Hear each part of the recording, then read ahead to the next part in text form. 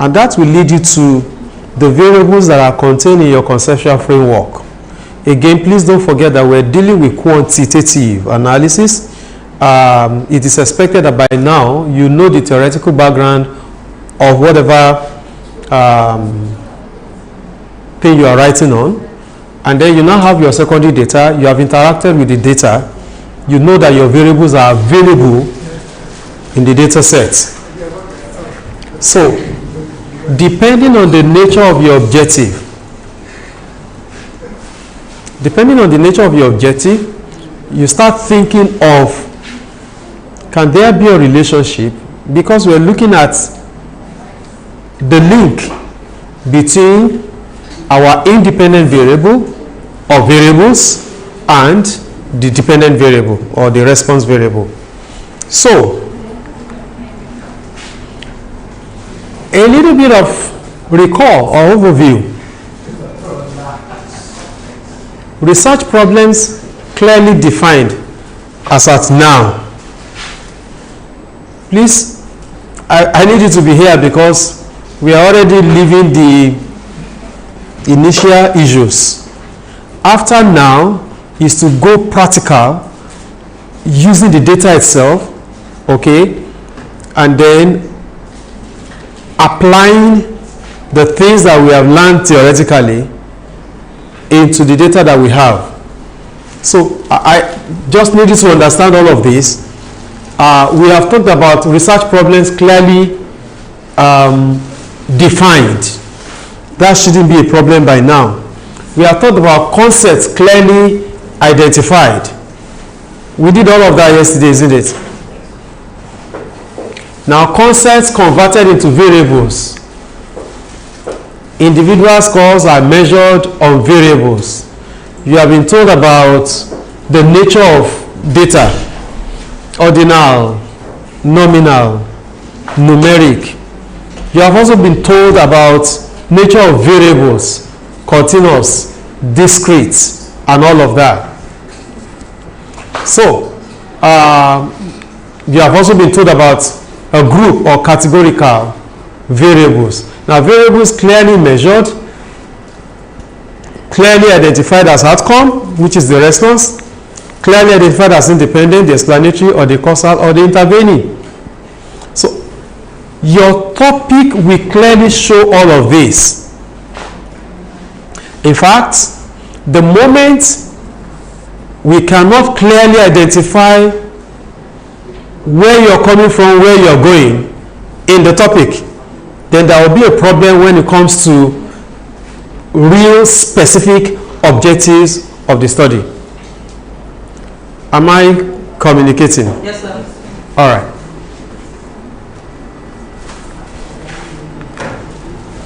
Thinking relationship. What do you understand by the word relationship? Grammatically first. Connection.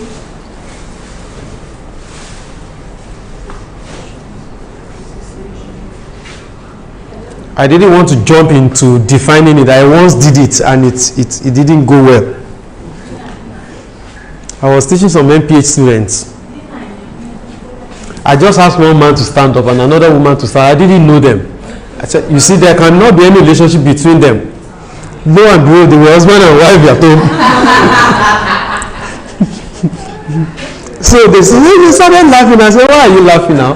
So if class no pari po, the body ti pari, class ati yeka. Only no, these ones are husband and wife.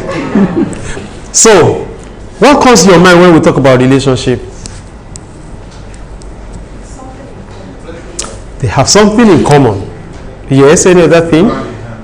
They go hand in hand.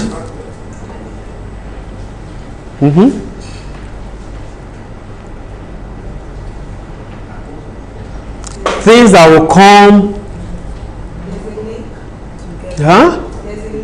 There's a link between them. Okay. Whether permanent link or otherwise. Yes. There's a particular word I'm expecting you to use. Association. That's synonym. Okay. Related, associated.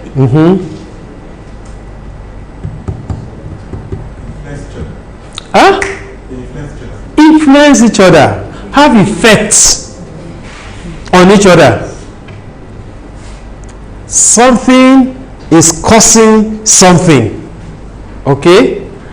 I love this analogy. I so much love it very well. Maybe because I played with it very well during my childhood days. How many of you have ever played with the tentacle of a snail before? The tentacle of a snail. Yes. Have you seen a snail before? Yes, sir. Those two that will usually come out. How many of you have ever Touch. Because it will shrink back. Can't you touch it? That's the That's what? The plane you're talking about. Touching it, it will withdraw. It will come inside. It's responding to what? Huh? Touch. It's responding to the touch, right? Now, before that thing will come out, it doesn't just come out, brum. It comes out so slowly. Why is it doing that? To check whether the environment is conducive. In other words, sometimes the environment influences what we do. Maybe another example is what we eat. There are some things you eat that will not have any effect on you. Some other people will eat it and then they start complaining. I don't know whether you have experienced it before. Yes, sir. Kí lẹ medicine? Allergy? Is it allergy? What do you call it in medicine? Yes, sir. So when we talk about relationship, most of the time we talk about sweet ones. But when it comes here, what we want to look into is the sweet ones and what you think is negative ones. Because at the end of the day, we want to be able to say, okay, can we do a policy formulation that will enhance standard of living, the standard of health, and things like that. Take for example, if household size has no effect on incidence of malaria, then there is no problem. It then means it doesn't matter how many people are inside the room. Even if one person comes down with malaria, nothing will happen to the rest. That's not the model. That's not the literature. So the moment we are able to establish the fact that the more people we have in the room, the more people that are likely to come down with malaria or something, then we're looking at what is the relationship between this and that. And that takes us back to our topic. Are we going to be able to examine the influence of a particular thing on another thing? The effect of a particular thing on another thing. All right? So, when do we suspect relationship? When do we suspect relationship?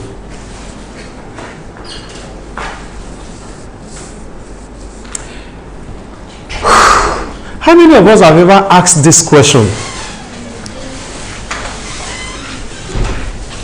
You saw your friend, a female friend though, and then you ask the question, hey, what is going on? Why are you asking that question?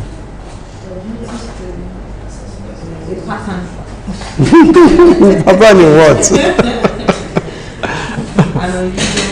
An unusual pattern. An unusual pattern. And that's what we want to study. What follows after? Okay? So, a pattern in which certain scores on one variable are paired with certain scores on another variable. Can we confidently say that as this variable is moving forward, this one is also moving forward? Or as this variable is moving forward, this one is moving downward? Or there is no relationship at all? But by the time we notice a particular pattern, we can only use the word suspect a relationship. And why are we using the word suspect? It's just like in the court of law. Somebody is a suspect until proven guilty. So until we have subjected it to a statistical test, again, please, we're dealing with quantitative analysis. There and then we can make our conclusion on whatever hypothesis that we set. It is important to examine the nature or type of relationship that may exist among variables. As one goes up, the other comes down, on and on like that. A relationship occurs when a change in one variable is accompanied by a consistent change in another variable. Please note the word consistent. And like we said, is a pattern that we're examining. When it is consistent, take for example, I was told that before NAFDAC will approve a particular medicine,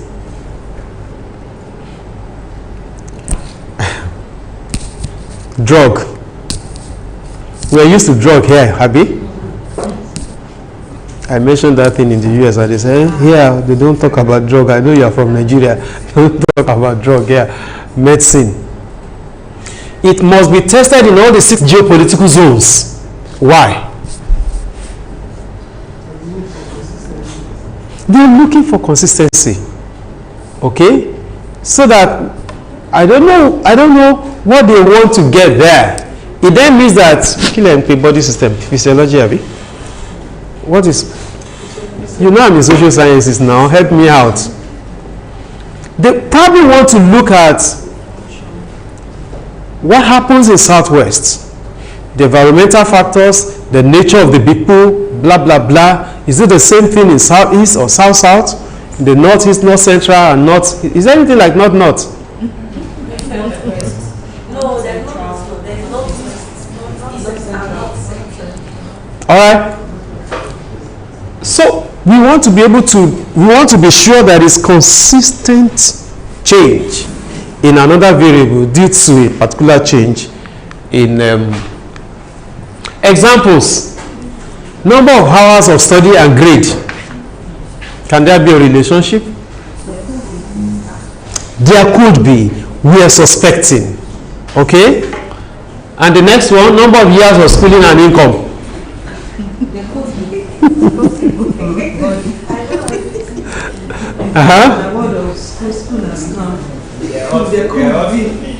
They are ought to be.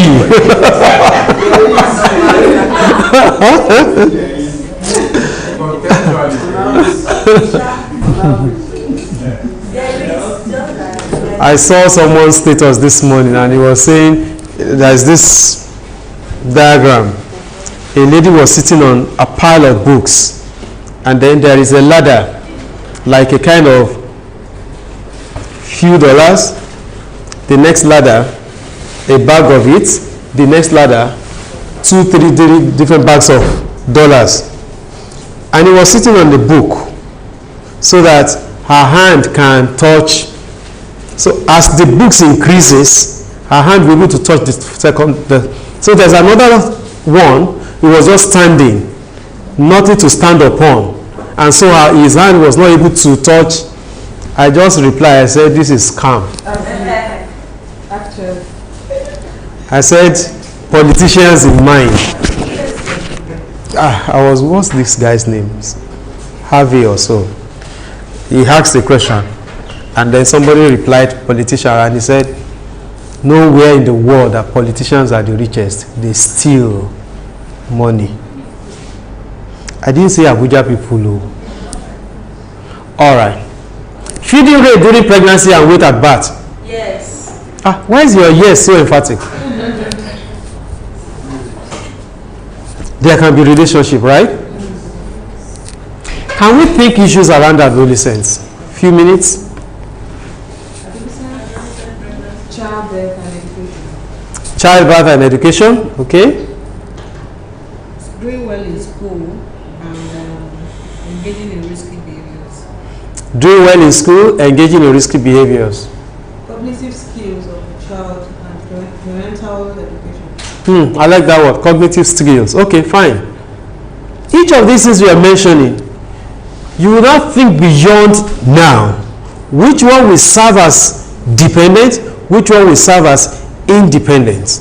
Because at the end of the day, we want to be able to say what happens to this particular variable when it is exposed to another variable. What will happen to this other variable? So I'm bringing in now the aspect of some explanatory variables through the intervening factors to the outcome variable. Am I communicating, please? All right. So actually here, can we think of issues around adolescence? That is why you are here now. Anything you want to think is about adolescence. Relationship and association. Somebody asked that question in the morning or so. Used interchangeably in statistics.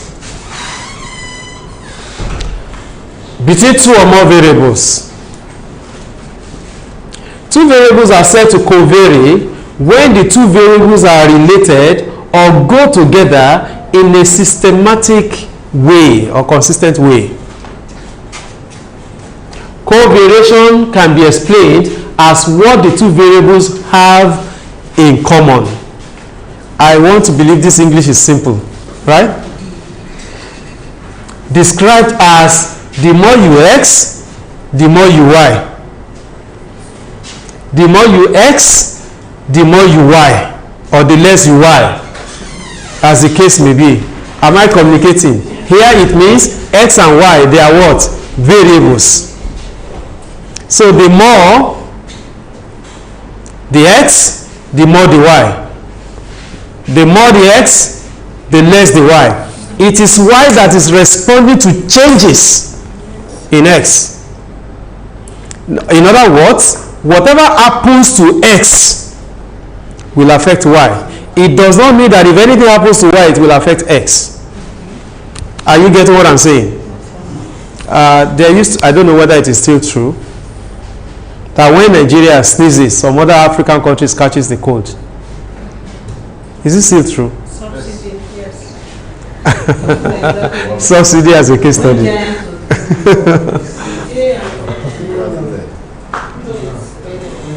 Examine the saying, he who is short needs fear no fall. Have you heard about it before?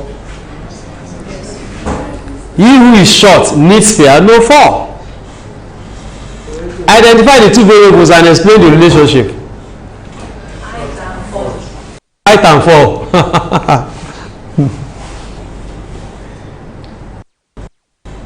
Is that true? Height and fall. Okay. Height is categorized as what?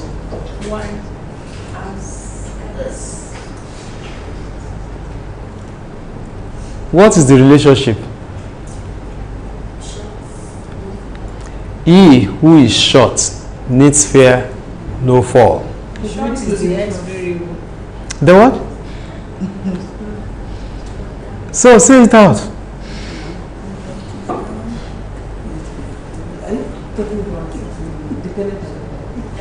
Yes, what is the relationship?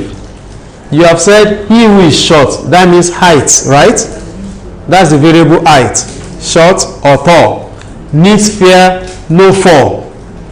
So, what's the relationship? The shorter you are, Less likely you want to fall. not exactly. You are closer to the floor already now. So the person will not fear falling. Now I'm not looking at anybody in case you think I'm looking at you. Describing relationship. In empirical research, a relationship is established by determining whether the values of one variable covary with the values of one or more other variables. It is described in terms of directions, positive or negative. Again, I'll keep on saying that we're dealing with quantitative. It is positive when the values of one variable increases, the values of the other variable also increases in a consistent manner. That's positive. In the other way around, it is negative. Negative when, as the value of one variable increases, the values of the other variable decreases. Recall, the more you x, the more you y. That's positive. The more you x, the less the y. That's negative. and then magnitude. The extent or degree to which variables covary positively or negatively. The first one is talking about direction. Now this other one is talking about magnitude. The highest magnitude is referred to as perfect, whether negative or positive. The lowest magnitude is 0, which implies no relationship. So for me as a statistician, I want to first of all establish if there is any relationship between the two of them before asking regression model to tell me which one is affecting the other or the effect of one on the other. There's no point looking for effect of one on the other when they don't have any relationship at all. I don't know whether you agree with me. Yes, Stephen, are you married? Yes, sir. Is your wife here? No, I want to be sure of that. Look at these two figures. What direction is this? Why did you say positive? As this increases. How about this? How? Y is what? X is increasing.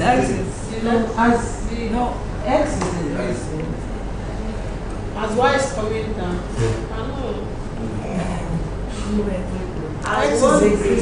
As an increasing, why is it? It's an inverse relationship. Tell me why. As Y is coming down, X is going up.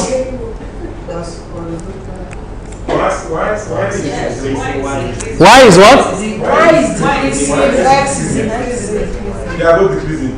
No, they are both. One is increasing. X is increasing. X is increasing. They are both decreasing. They are both decreasing. No. This is critical thinking, Abby. X is decreasing, Y is decreasing. The correct answer is the one given to by her. It's not about Y decreasing, X increasing. No. It is X that is increasing that is making Y to come down. Because Y is a function of X. The more you X, the more you Y. The more you X, the less you Y. Y is a function of X. I'm going to repeat myself again. It is Y that is depending on X. If anything happens to Y, it doesn't mean X will be affected. But if anything happens to X, Y is affected. So we look at the fact that as X increases, Y is decreasing. And why did we say that? Look at this point on Y-axis. Will it not be greater than this point on Y-axis? Yes. Here, as X increases, Y increases.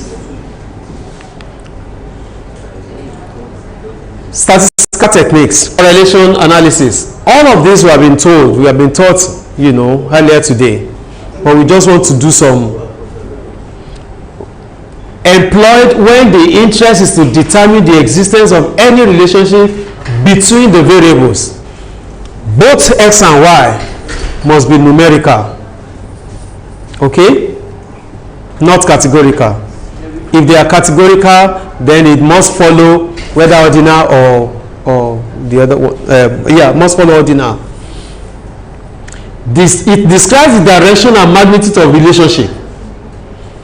Direction in terms of positive or negative, and magnitude in terms of how big, okay, or the extent of relationship, and it's between -1 and +1. So if you are doing manual calculation and your result is outside of 1 or outside of -1, then there's something wrong. Okay? Well, of course, at this stage, nobody is doing manual calculation again. But it's between here. Now, when it is exactly -1, then we'll talk about relationship being a perfect negative relationship. When it is +1, it is a perfect positive relationship. Now, do you remember number line system? Yes, sir. How many of us use Lacombe primary? You did? Yes. No. That's great. You also use Lacombe. But I know that number line. You know number line. You don't know Lacombe. Okay, you are the generation of Howard Clark. Or new General Mass. All right. So, in number line system, what is in the middle of the line? 0. So from 0 to plus infinity, and then from 0 to minus infinity. The closer it is to 0 is when we conclude that there's no relationship. The closer it is to 1, then we are looking at towards perfection. So if we have 0.9, for example, what are we going to talk about? Close positive correlation. Positive correlation, yes. How are we going to describe the magnitude? Close to perfect. Strong, weak, poor, no relationship. Now you are the one that will determine. Okay? Coefficient of determination. This is used to measure the amount of variation in y explained in a relationship described by y as a function of x. In other words, to what extent can we say x determines the variation in y? And this is done using percentage. So meaning that if you are looking at the relationship y is a function of x, and we are able to find what we call r square, that's coefficient of determination. Is the square of correlation. Take it to percentage. If, for example, r square is 0.811, what we're saying is that x is only able to explain 81.1% of the variation in y. In other words, there are other variables that we need to consider in order to really fully talk about y. I hope I'm not too fast for your liking. No, sir. So by the time you add another variable, it's not impossible for coefficient of determination to increase. So meaning that what we now have in the model is able to some extent, determine the variation in the response variable.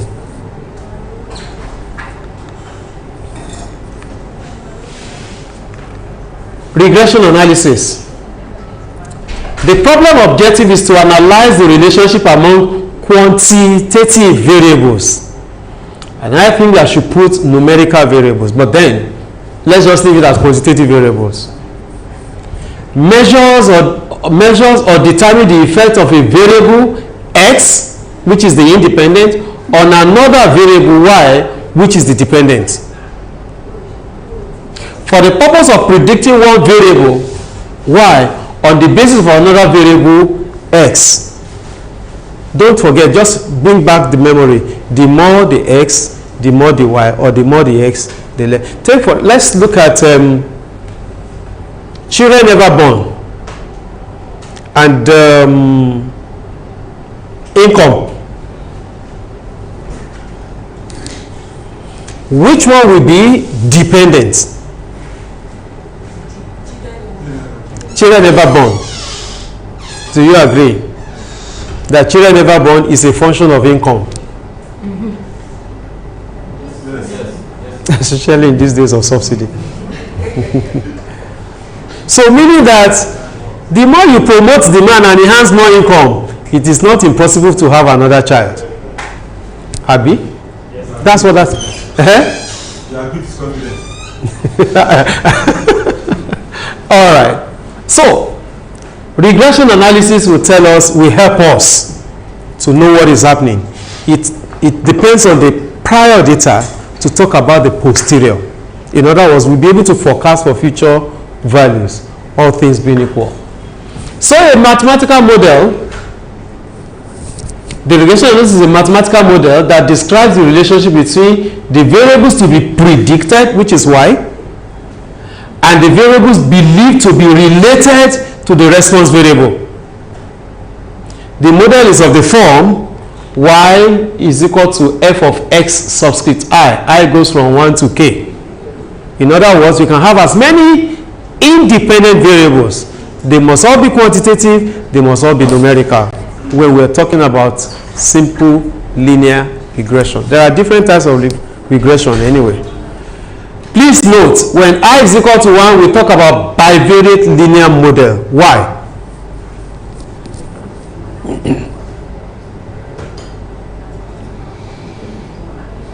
Why we use the word bi when I is equal to 1? Means that everything that happens to y is determined by x. I want you to look at this word bi.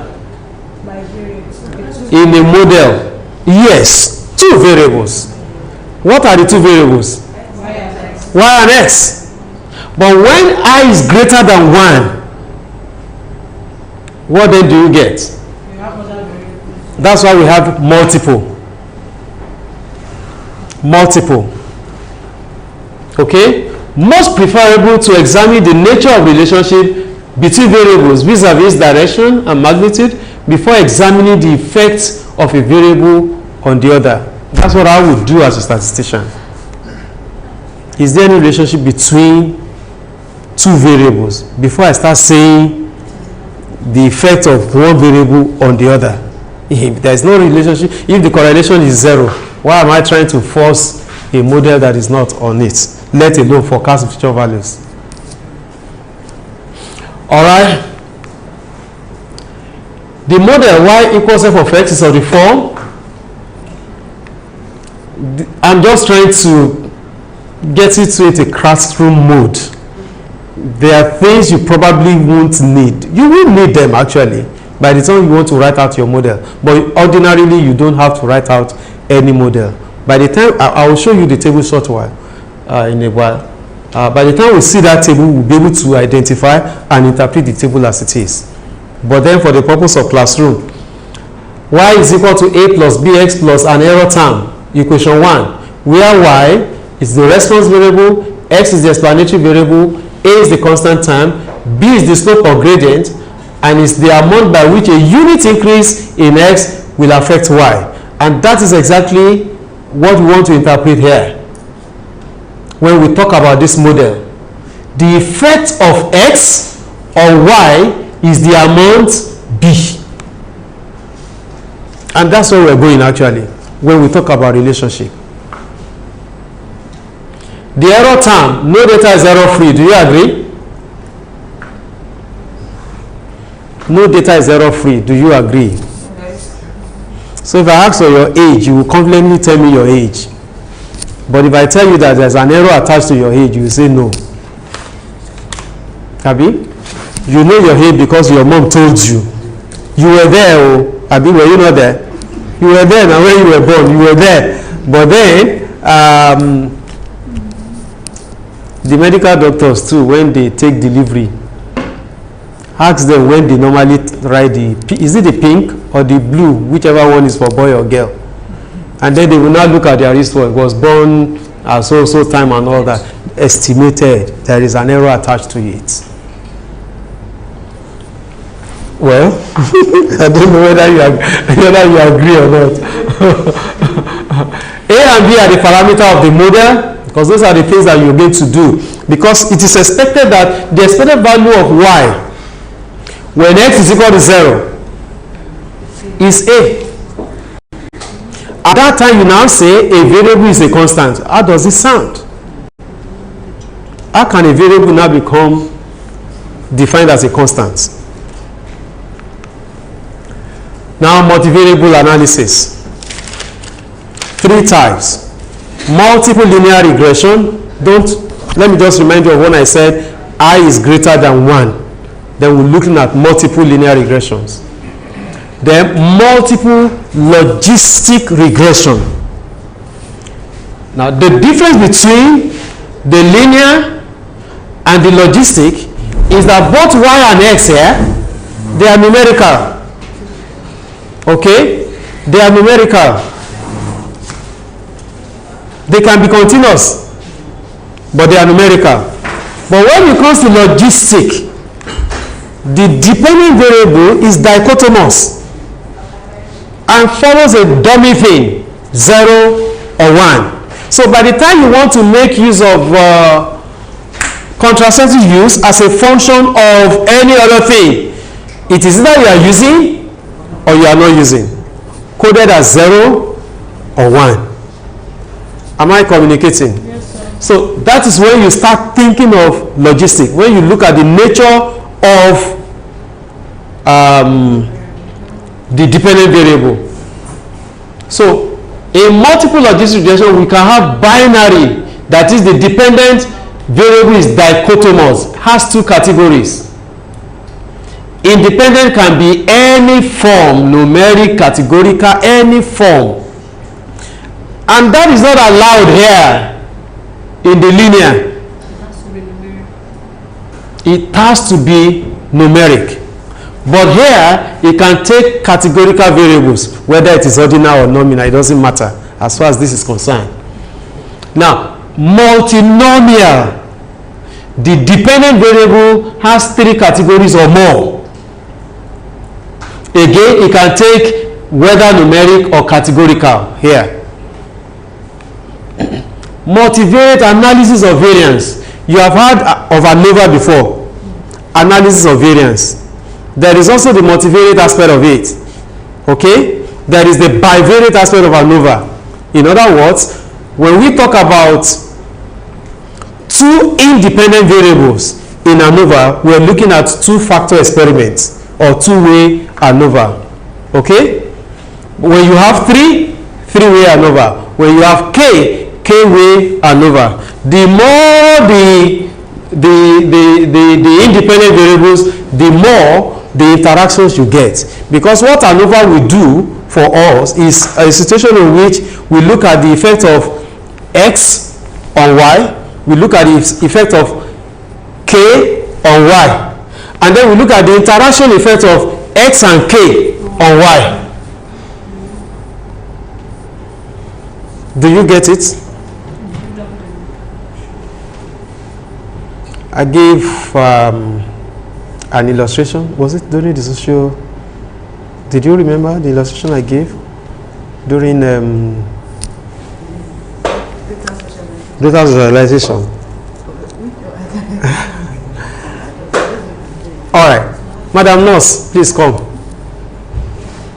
Are you not in nursing?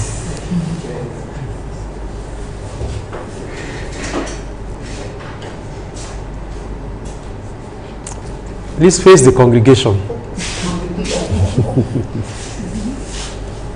Class captain, please come.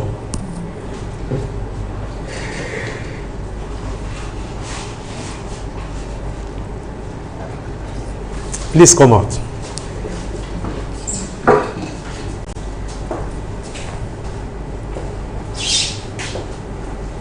Can you step out a bit? Move back. Please come to this side. No. You be in the middle. Can you do like this? You in the middle. Can you put your hand there?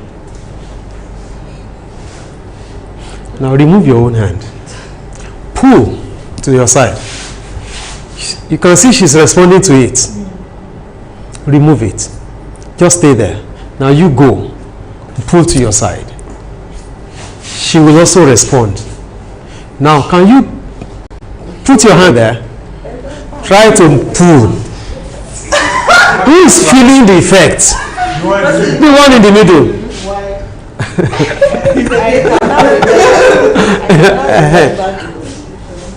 That's what ANOVA will do for you. What is the effect of this person on her? The independent effect of this person on her, and then the interaction effect on her. Thank you very much.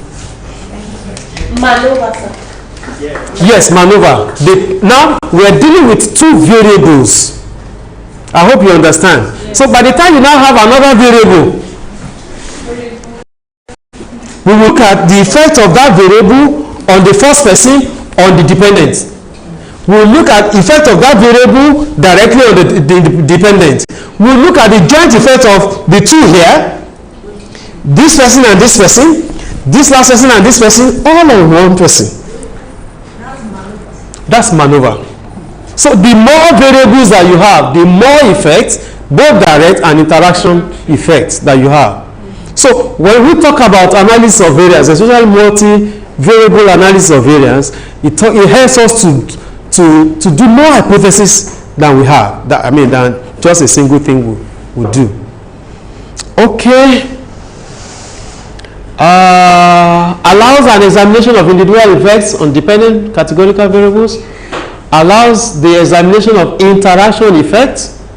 Then dependent variables are quantitatively measured and takes on numerical values. Independent variables are all categorical in nature. I hope you are getting the difference in between when we make use of all of this. Okay? Now, let's look at multiple linear regression model of CeHPBE on age and years of schooling.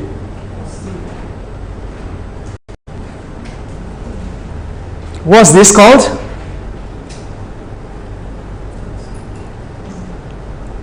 Age is a continuous variable. Years of schooling also continuous. What's the dependent variable? C. Is there anyway? C. Children never born. Okay. Is a function of age and years of schooling. By way of critical thinking,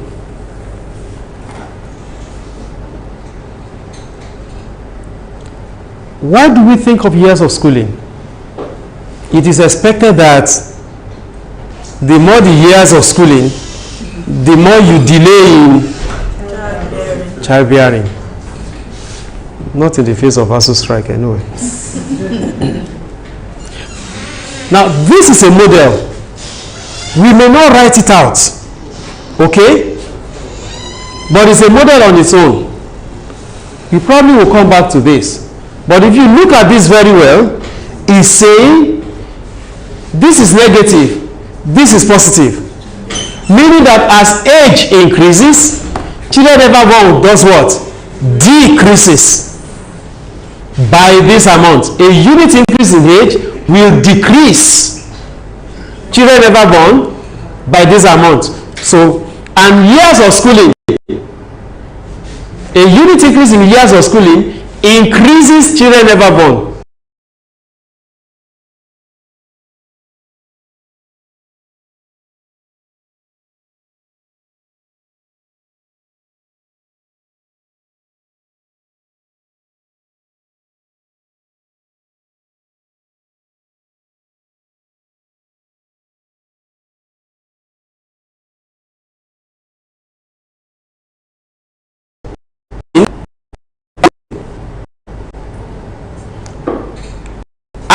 High school, what happens?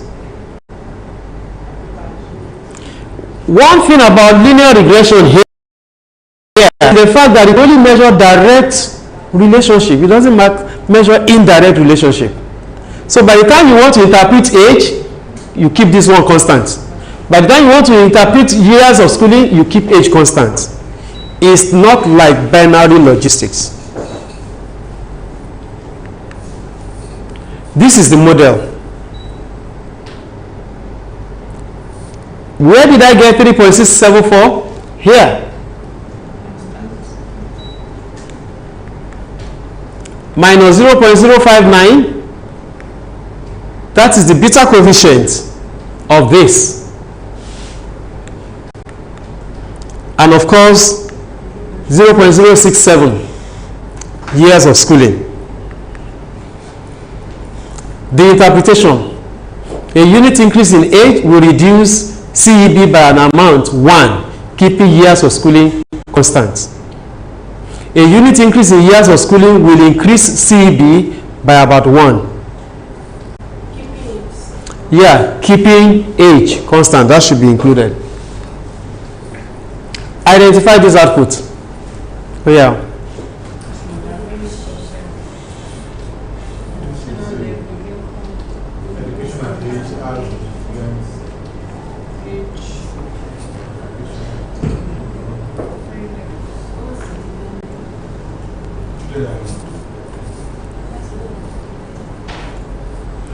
This is an output. What I've been showing you is an SPSS output. Stata may have its own way of bringing it out. Okay?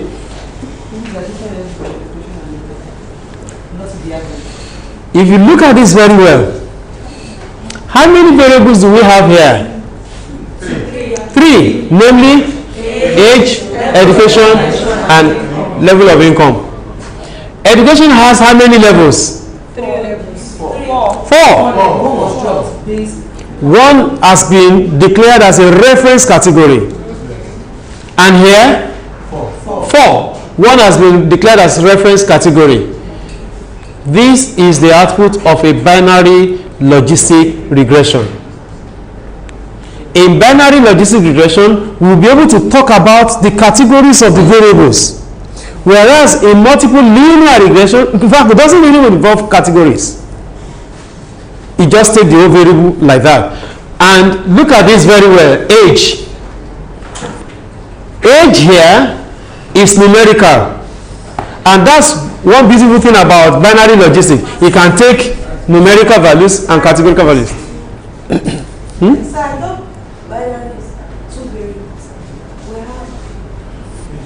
When it comes to this, what we're saying is that the dependent variable is dichotomous. Okay?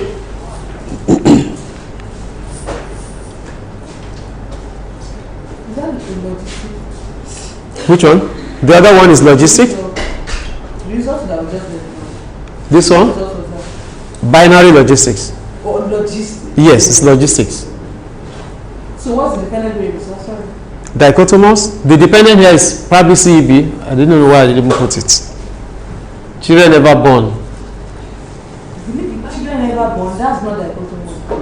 That's contraceptive. Sorry. Maybe it's contraceptive use. Oh, okay. All right. This is multivariate analysis of variance. How many variables here? 3. 2. Really? Okay, no, 3 with the dependent variable. 3. Okay. How many independent variables do we have here? 2. Education and income. So look at the education level. This is the interaction between education level and income. Now look at this R squared. That's the coefficient of determination. So meaning that education and income, they are only able to determine 62.7% of the variation in CEB, which is the dependent variable. Are you following now? Now, if you look at this, because this is what is most important, look at this very well. If we are looking at level of significance at 0.05, if that means none of the variables is significant when it comes to, well, some people use the word statistically significant. I don't like using it. No, that's the intercept now. That's the 0.03, that's the intercept. But we're dealing with the variables themselves. Because it is on the basis of those variables that you now think of what policy to put in place. Now let's look at this data. This is age, numerical. CEB, numerical. This is religion, 1, 2, 3, 4. That's categorical. 1 for Christianity, Islam, traditional, others. Okay? Now this is income, numerical. This is tribe, 1, 2, 3. 1 for Hausa, 2 for Igbo, and 3 for Yoruba. If you're a Yoruba man, I'm putting code here, 3 here. I've just done alphabetical order. Alright. Contraceptive use. Use, never, Never use, use. Is also categorical. Can you study this data very well? Look at this. CEB as a function of age. Now don't forget that CEB here is numerical, age is also numerical. This is a bivariate relationship.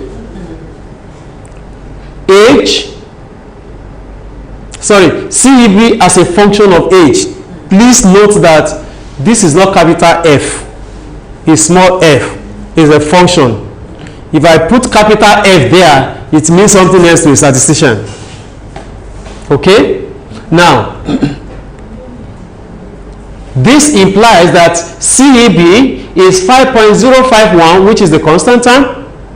You remember the model, y is equal to a plus bx. Alright? Now, minus 0.054 age. What does this mean?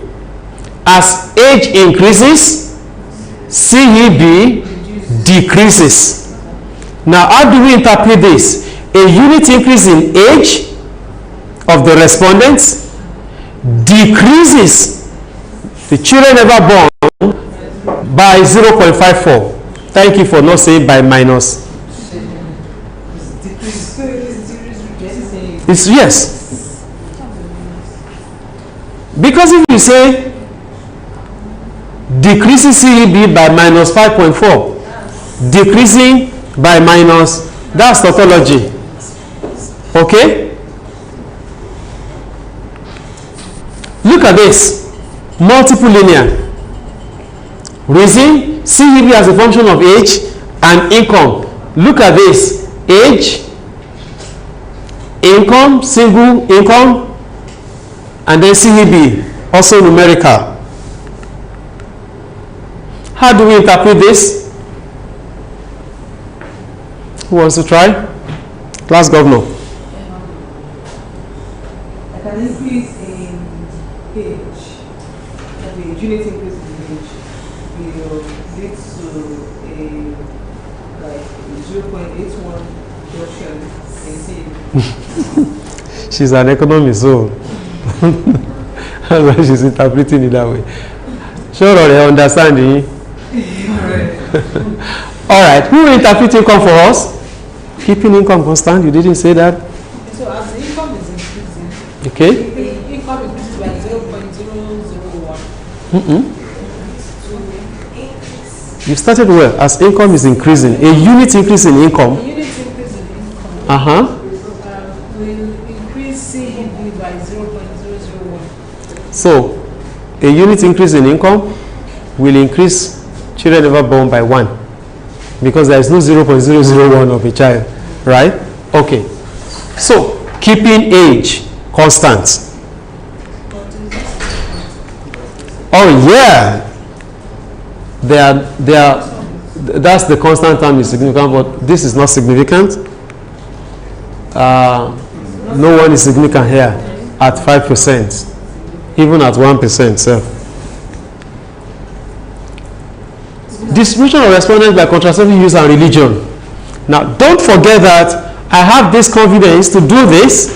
Again, I'm looking for association. But in this table, I'm not looking for test of association. I'm just looking at association, descriptive nature.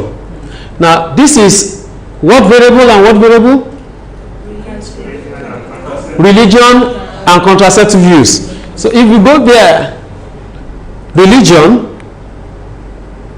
how many levels of religion? 4. How many levels of contraceptive use? 2. How will you interpret this?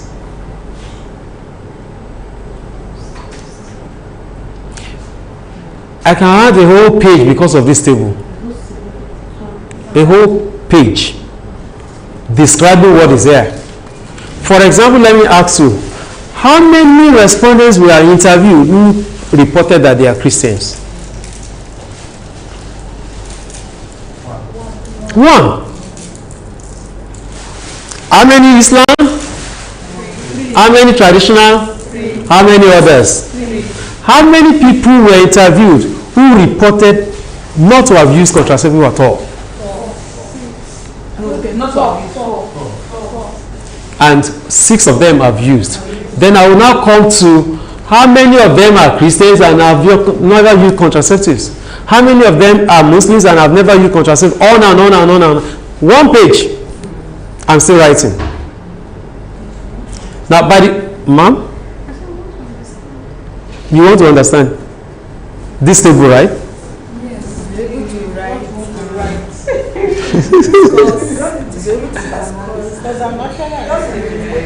Okay. What is what?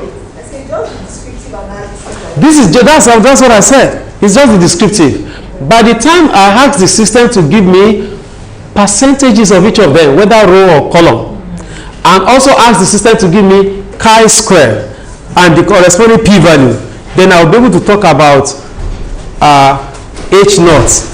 There exists no association between religion and contraceptive use against the alternative hypothesis, and then I will use the test, the chi-square test, to talk about it. But for what I've just done is just a description, and that's all. I can't even conclude on the basis of this. This is just describing the association, not testing whether there is a significant association between the 2 variables under consideration. So Yes, please. Yep. Most the variables for cross-tab, must they just be 2? Is it possible to have like 3 or 4? Like this? Like this, yes. And that's why we're saying we're controlling for tribe. Don't forget that we said tribe has 3 categories.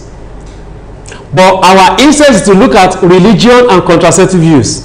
So among the Hausas, among the Igbos, among the Yorubas, you have seen this before, right? Yes, sir. Do you notice what this is? Irrespective of where tribe. This is what you saw the other time. Here. Okay? So we are controlling for tribe. What we want to be able to do here is to describe what happens among the Igbo, what happens among the Hausas, what happens among the Yorubas. Okay? And then, of course, the last row here is talking about, and that's why I call this total, irrespective of tribe. Hypothesis testing. Excuse me, sir. Yes, please. At what point do you have the previous tables before this cross-tab?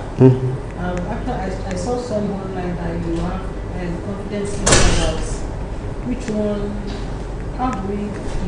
Confidence intervals. Yes, you have confidence intervals. I don't know if it's a table like this, or you just have a range of numbers. Anyway, whenever we talk about confidence intervals, let me bring this picture before you. You remember the normal distribution with 2 tails, left and right. Now, the first tail, the second tail. In the middle, I thought I'm on holiday.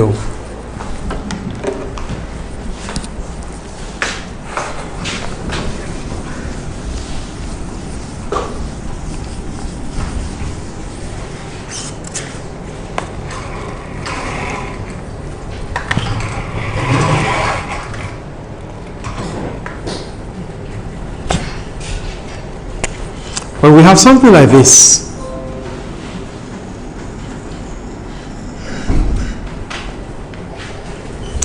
this is one tail, this is another tail. What P will do for you, like SIG, SIG is the P value, okay, is what the interval will do for you. So some journals will expect you to quote the intervals alone. The confidence interval, that's what they want to find out. But when we are dealing with SIG, the p-value, what we're looking at, for example, if our dealings with, we were dealing with 5%, the confidence interval will talk about 95% confidence interval. The probability of that particular thing falling into the acceptance region. This is A. This is R. This is R, the rejection. The moment the value of your, look at that F for example, what that F is saying is that it's falling out, and so we are rejecting it. Maybe it'll be clearer on using when we deal with hypothesis. We'll soon be running up. What is an hypothesis?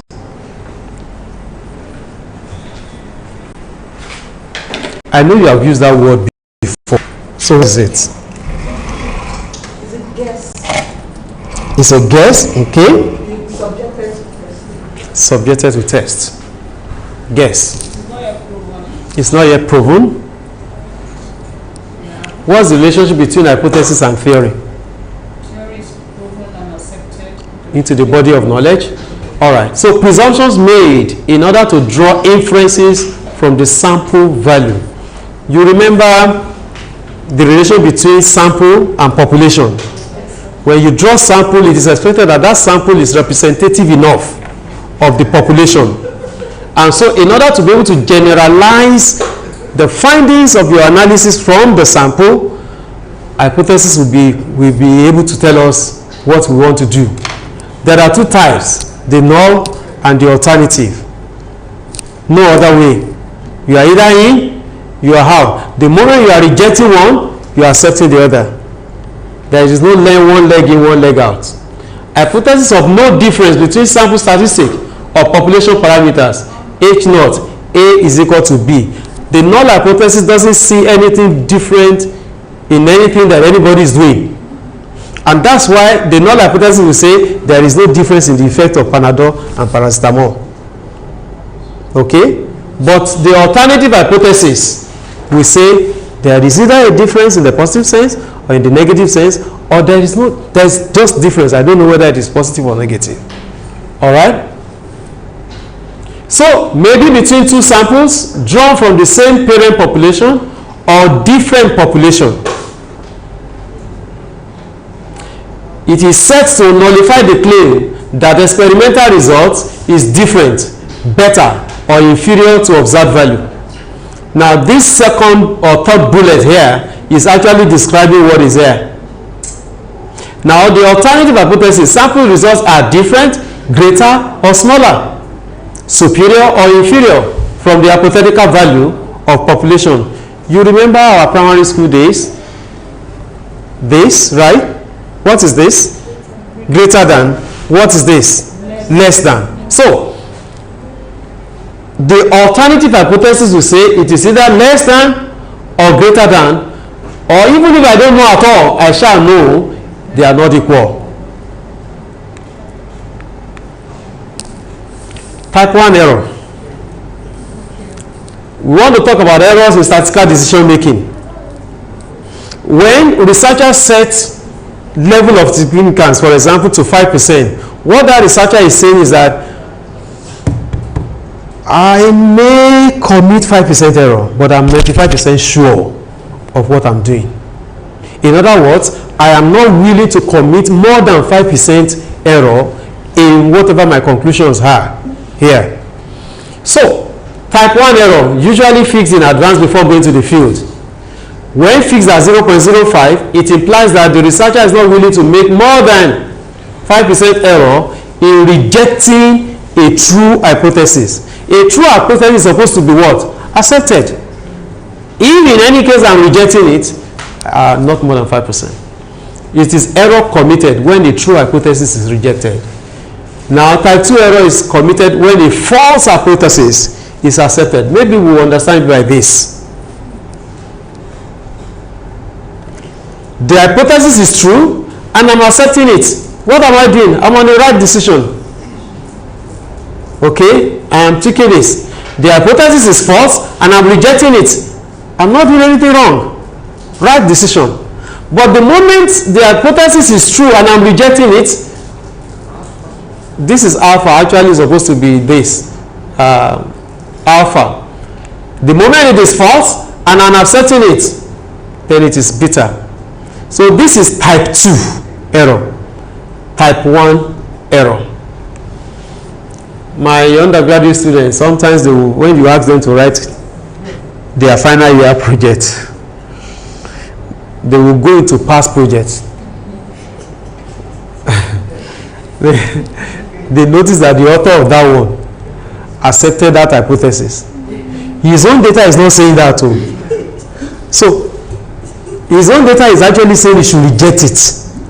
So he will now change the hypothesis so as to accept it by fire, by thunder.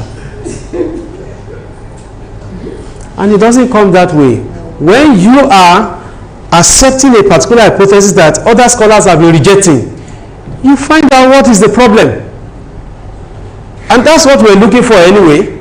I once wrote a paper with a professor of mine, and I was in charge of the analysis. He is a sociologist.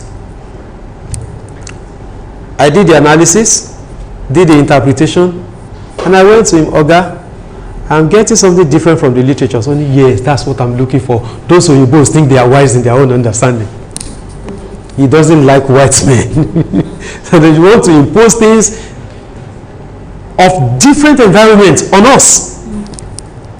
Because there are other factors that can influence. Actually, we were looking at age at retirement and what happens and things like that. So you cannot bring in what is happening in the West here. We have our own peculiar issues. And we built up argument around the thing, and the thing was published. Okay, so it doesn't mean that because Professor Fatusi is a very known person in whatever he says the final, and you are getting something different from his own. And then you are now looking at yourself and saying, what is the problem with me?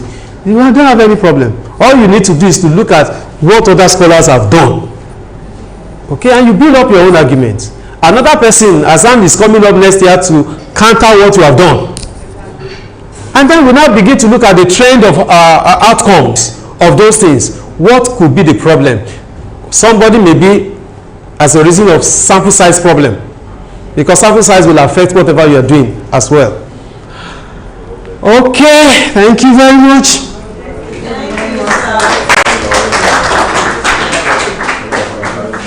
Thank you, sir. Yes, please. Talking about small f and big f. In statistics, when you talk about capital F, you are talking about cumulative. Especially when you are dealing with univariate analysis, there is frequency, small f. There is function, small f. There is capital F, cumulative f. In other words, cumulative frequency. You must have seen that kind of thing before. CF, yes. CF. Yeah. But when it comes to the F distribution and the capital F distribution, we're talking about the function of a distribution as opposed to the capital F, which is, what is it now? As I'm nominating. Huh?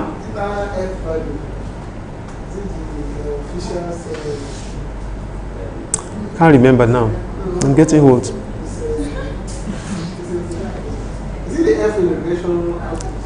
No, the capital F. Take for example, when we talk about either binomial distribution,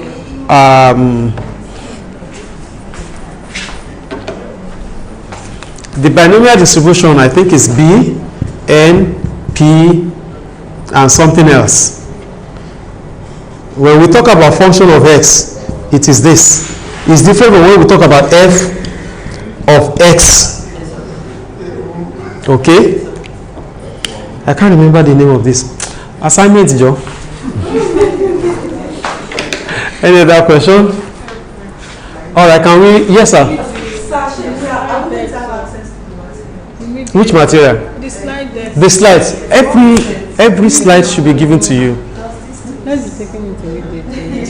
Go and remove it. Okay, sir.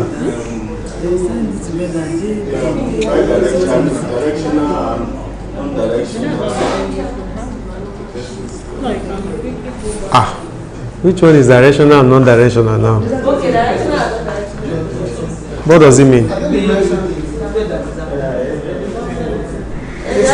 is like stating the influence of that you are expecting to see in one of the variables. I think what he's trying to say is that when we are putting up your hypothesis, you don't know what direction we want to go. You know there will likely be a difference. They are saying hypothesis, age not now, there is no difference. Age one, there is a difference. We are not sure which way the direction difference. Okay, yeah, when we are not sure. Panadol extra that is better than paracetamol. Oh, okay. Yeah. Is that what? Or one thing you don't. One pill. Exactly. Because that's what I thought I was asking. Okay, one pill. Oh, okay. At any time you have something superior or inferior, you are dealing with one tail. Whether to the left or to the right, that's what you have to determine. Okay? Like I said, I'm just trying to bring you back into the classroom store. Ordinarily, the output will show everything. I think that's what we're trying to say with the greater than. Greater than, less than. When he was saying the more the x, the more the y, I know that is direction. Not that one is better, no, one is greater. Sorry, one is not equal to. Remember that part? Yes, I remember that part.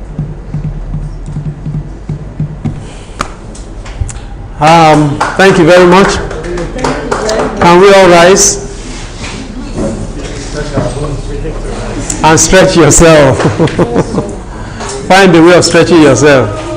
The medical people doesn't like us sitting for long, so stand up, stretch yourself. So Mendeli, over to you.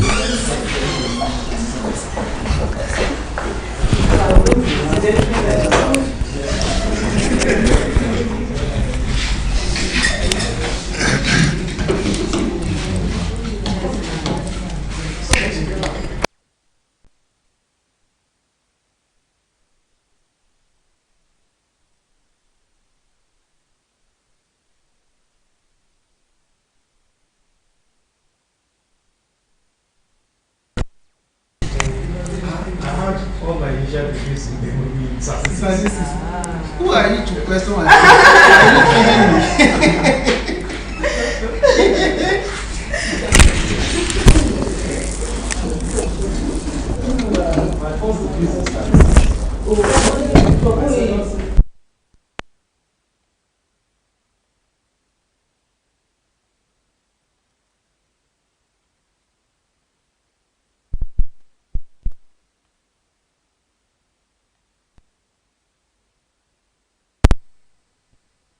No. He trained professors. He trained professors. This question you're asking. It's loaded. Yes, sir.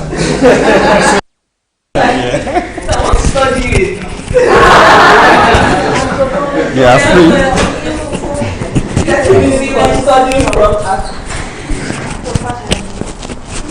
Okay.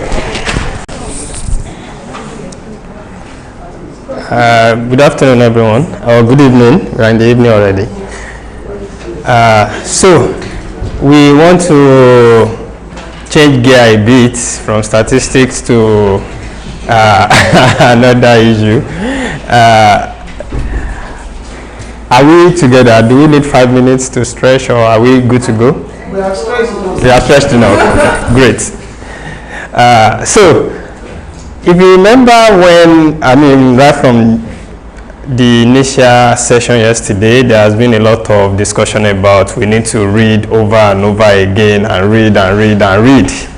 And even at a point, Dr. Adedini mentioned that in the year preceding his doctoral studies, he studied about 50 articles in preparation for that PhD program.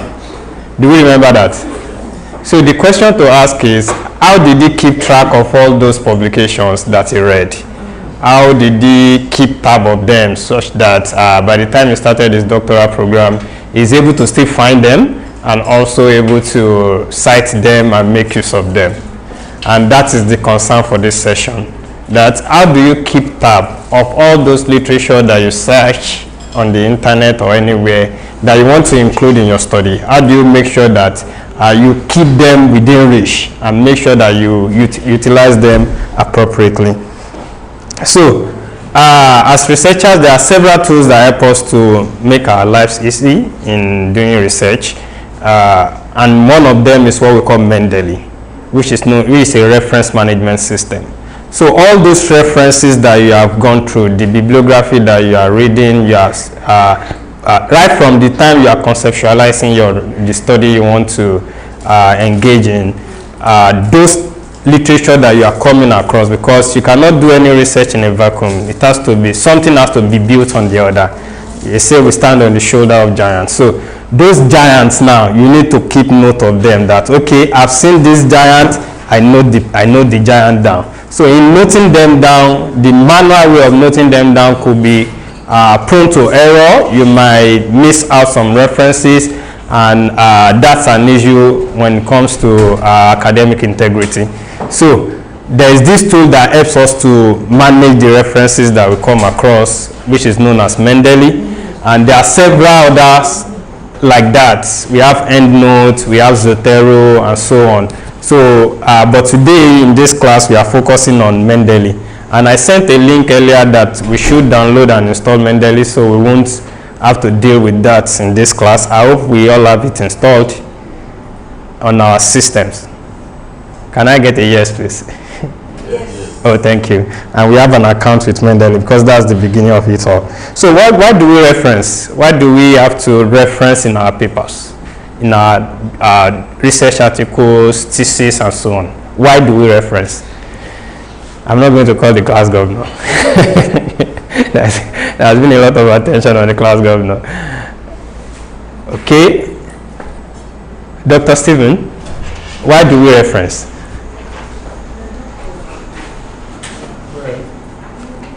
Give honor to those who have prepared for us. To give honor to whom honor is due. It's part of it, because even you, with the process, you are becoming someone who honor will be due to, and you will want someone to give honor to you appropriately. So it gives you the opportunity to recognize the work of others. Any other one? Dr. Oyenei.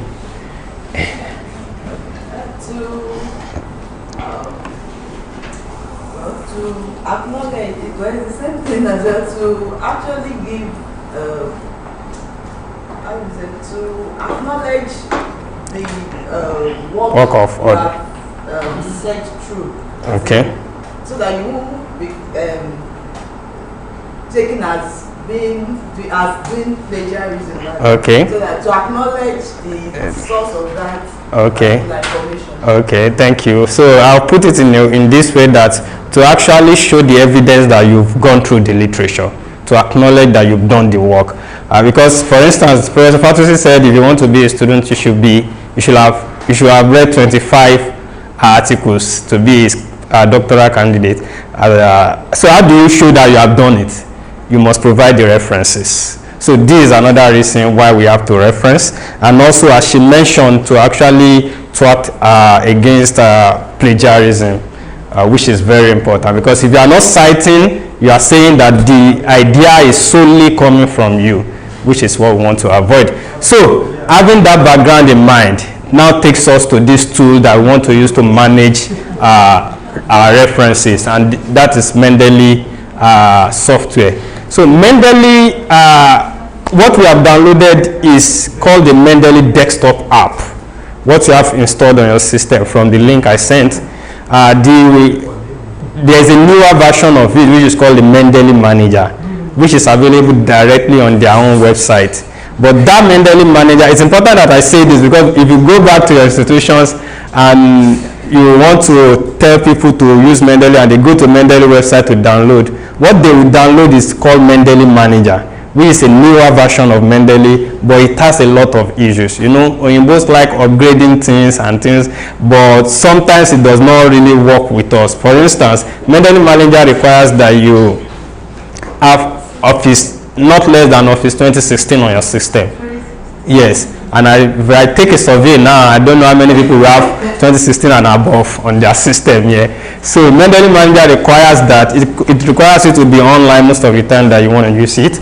And all those kind of issues. So every time we do training on Mendeley and we have to use Mendeley Manager, which is the new version, there are always issues. So it's better we just keep to the older version, which is straightforward, working perfectly, and we are still able to use it. Unfortunately, we can no longer download it from their website. That's why I gave that link, which is an archived version of that old installation file, which is what you have. So let's get started. This is the initial screen. Once you start your Mendeley, you log in. It will request that you log in. Please, let's go together. Let's be doing this together, because this is going to be hands-on, so to say. So this is what you are presented with. I hope we are here on this screen. Okay. So I quickly created this account, Mendeley account, some minutes ago, so we can have a fresh look.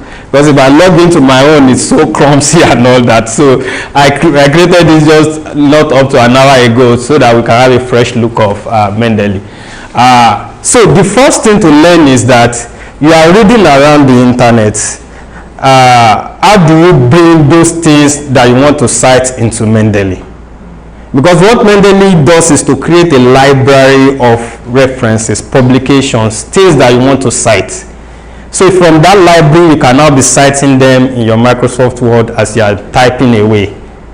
Do we get it? So we are building a library of your resources, the things you want to, you are consulting. You are building the library of it in your Mendeley Manager. So one way or the other, you must bring those things in. If you read an article, the article must get into Mendeley. If you maybe come across a website, maybe a newspaper page, it must get into Mendeley. So Mendeley can have it within the library. Then that's when you can now cite it in your own work. Do we get that? So now building the library is what we start with. How do we get materials into this library? So we start with the add button up here, which is what we want to do is to add materials into the Mendeley library. So if we look up here, we see the add button. Are you not on this screen? Did you launch your Mendeley app? Yes. Then log in. No, you're on the site. Where's the app that you installed? Did you install the app? I did. Okay, yeah, just launch it and sign in. Okay. So once you sign in, it presents you with this interface. So we are starting with the add button up here. Add button. That is, we want to add references into Mendeley. And if you look just beside the main icon, you will see a drop down arrow. By clicking on it, you have some options to add materials into this system platform.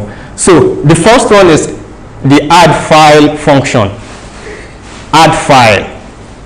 What that function does is to bring in some files that you have downloaded onto your system into the Mendeley library. Say you have downloaded a PDF. You want Mendeley to keep note of it as part of your the resources you are using for your research. So a single file is add file, or it can even go through multiple files. So once you click on add file, it brings up a dialog box for you to locate where that file is downloaded. So I'll just go to the download folder here. I've downloaded some files, some articles right now. So let me just select two of them. Let me select two of them for now. And I say open. So once you select those files that you have downloaded from maybe a database, whatever you have searched, it brings them into Mendeley, and immediately it extracts the metadata from them. The authors, the title, the year, the journal or where it's published, when you added it. So it extracts the data from the PDF and and then we have more detail here. So are we doing that? Did you add one file to your Mendeley? Yeah. And it extracted the details? Yes. Good. Are you with us now? No, you are not on the platform. This is it. Sign in. Incorrect password. That's the password I have. Maybe you want to go through forgot password. But you are signed in on the web, so it's the password issue, please. So all these other small issues, we can take care of them. Let's just quickly run through how to make use of the Mendeley system. So we have brought in 2 files. You can bring in more. If you have several files downloaded, you can bring them in, and they come into you see them as they are coming in right here. So if you go back to that drop down menu beside the add button, the next one is to add folder. Let's say you have a whole folder of downloaded files for your research. Say you are working on adolescent pregnancy rate or something, and you've downloaded, you've created a folder for that on your system. You've downloaded several things into that folder already. So we can bring in the whole folder at once into Mendeley rather than picking the files one by one. So that's what the next function is for. And I'll use that to bring in a folder from, where's the download? I created a folder some minutes ago, AH Research, and I say OK. So you locate where the folder is, wherever it is on your system. You know if it's on the desktop, if it's on a certain folder, whatever in document, then you OK it. And Mendeley brings in every content of that folder immediately into your library. That's the second way. First is by the file, single files. Second is by a whole folder. Bring everything in at once. Are we together? Yes, Dr. Tomiwa, are you with us? Yes, sir. Great. Okay. So that's the second way. The third way, let's go back to the drop down menu, and then we'll see what's the next one. Watch folder. Okay. Okay, please.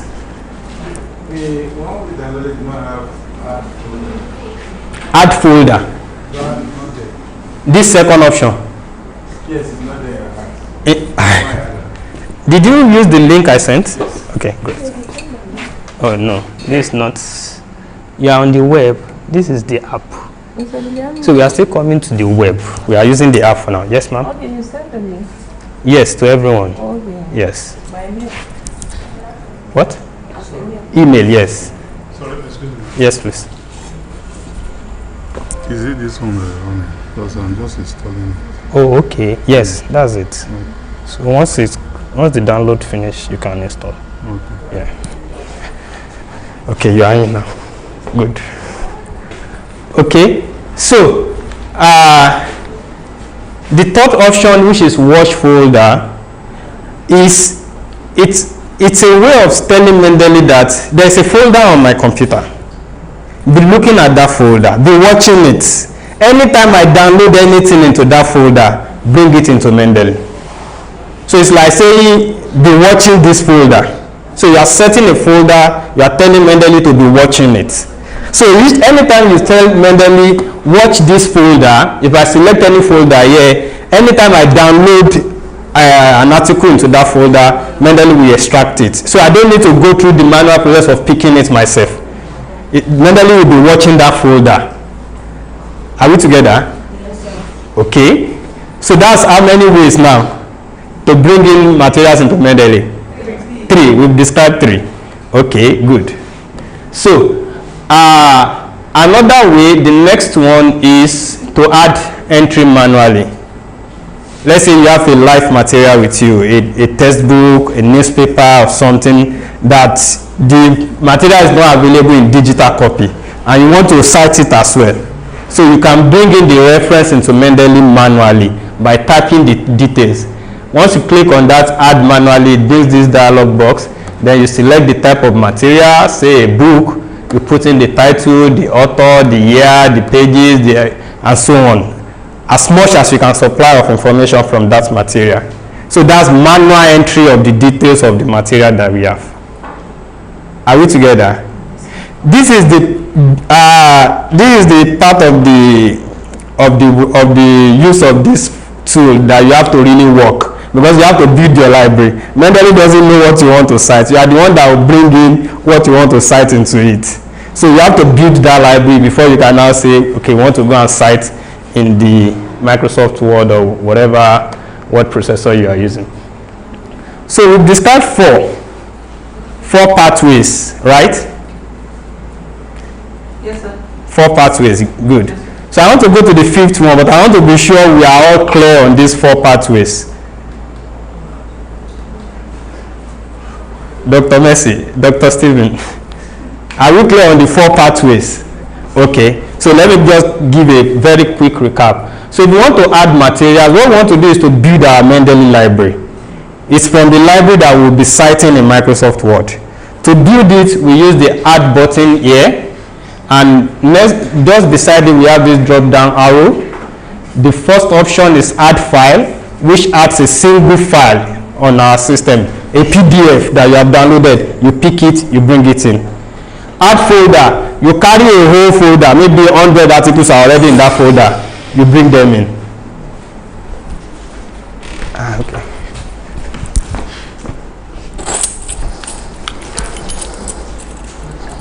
No. Yes. So you carry a whole folder, pull a whole folder, bring everything in at once. That's add folder. Next one is watch folder. When you click on watch folder, you select a particular folder. Mendeley will be looking at that folder. Anytime you download something into that folder, it will bring that content into Mendeley library. Are we together? Okay. So, and the last one is manual entry. That you have the book with you manually, it's not available in digital copy. You quickly enter the details so that you can cite it in your work. Are we good? Okay, so let's move to the next one, because as I know many of us want to get out of here as soon as possible. So another way of bringing materials into Mendeley, or maybe the easiest way, is you are reading on the internet. You are already on the internet. You don't need to download one by one. If you don't want to download, you may just maybe read an abstract and say that, oh, this work will be useful for me. Then you want to add it directly without stress. So there's a tool for that known as the Mendeley Web Importer. And how do you install that? You go to the Tools menu up here, Tools, click on it, and the first option you will see is Install Web Importer.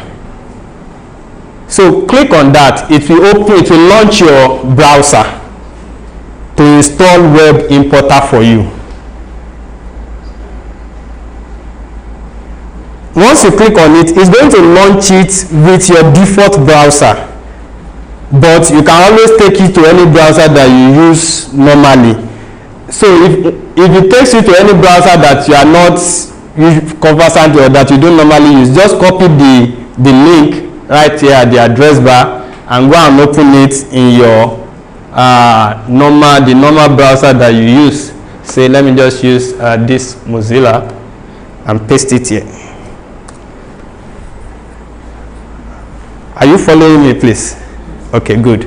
So we want to install a tool called Web Importer. So once it takes you to the page, just click on Get Web Importer for, because I'm using Firefox, yours may be Chrome or Edge or whatever you are using, then add to Firefox.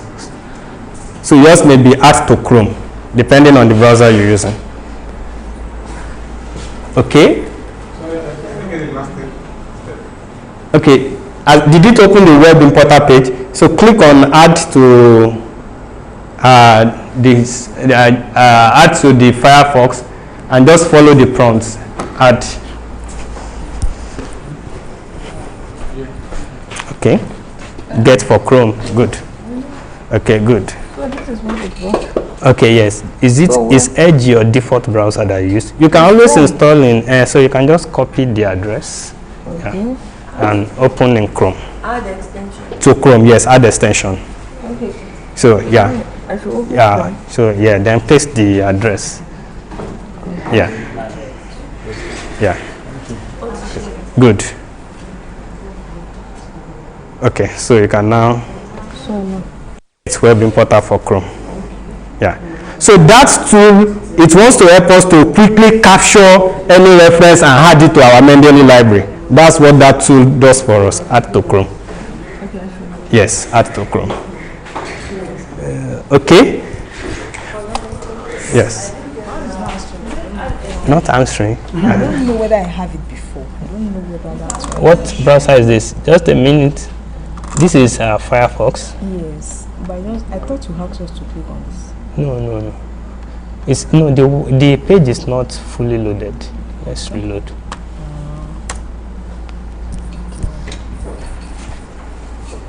The page is not fully loaded. Okay. You have it, yes. But I want it in just copy the address and go and paste it in Firefox. Has it opened? Why is it slow? Are you on our Wi-Fi? I should change it. I think the network too, yes. But everyone, I think everyone is using the internet. No, me, I'm using my phone. Oh, okay. Sorry, maybe people are using their phone. Please. But the Wi-Fi is working, isn't it? Yes, sir. It's asking for email and password. Yes, you need to. Did you create an account? So go to mendeley.com and create an account. Go to mendeley.com. Okay, can we move on? Are we all good? Great. Sometimes when you add this tool, it's supposed to show up here, but sometimes it will not show. So you need to click this extension button to see it. So you just, this is Firefox, that's why it's showing like this. I will just say pin to toolbar to make it show up there. So if you click on the extension button, which is this, you will see it. If it is Chrome, you will just see a pin beside it, beside that Mendeley. So click on that pin, it will pin it up there.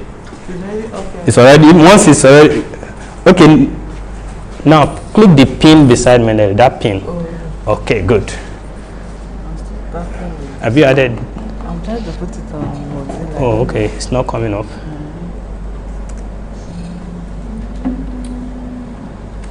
Is this is it the latest version of Mozilla? Because I think she's having the same issue over there. Maybe it's version issue. Oh, okay. But you use Chrome. Edge. Edge is what you normally use. Okay. Is it there already? It's there. Okay, good. Okay, and for you, is it here? So where did you, is there? Oh no. Where, which browser did you install it on? It's not here. Maybe you installed in Edge. Edge. This, yeah. No, this is not here. Were you following us? Did you go through this tool? This. I have it before. Oh, okay. Oh, you add Mendeley Manager.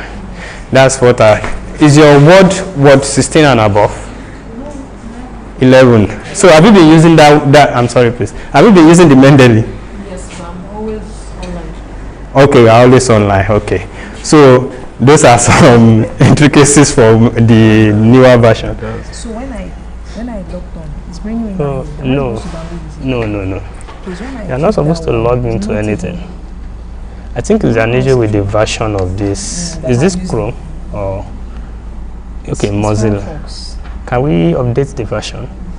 Okay. Okay, good. Is it? It's supposed to be an about.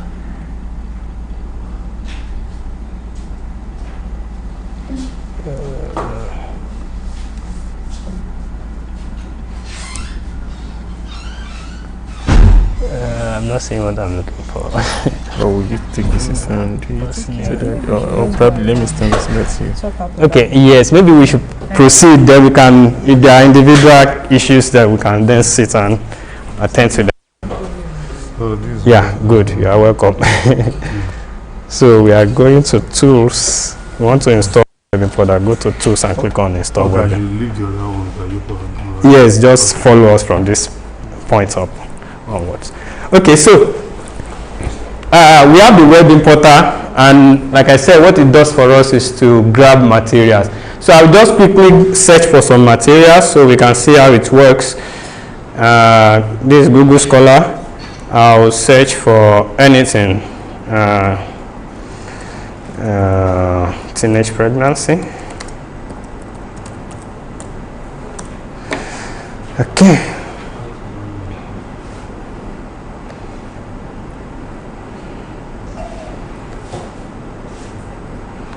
So I searched for teenage pregnancy through Google Scholar, and I have these two materials.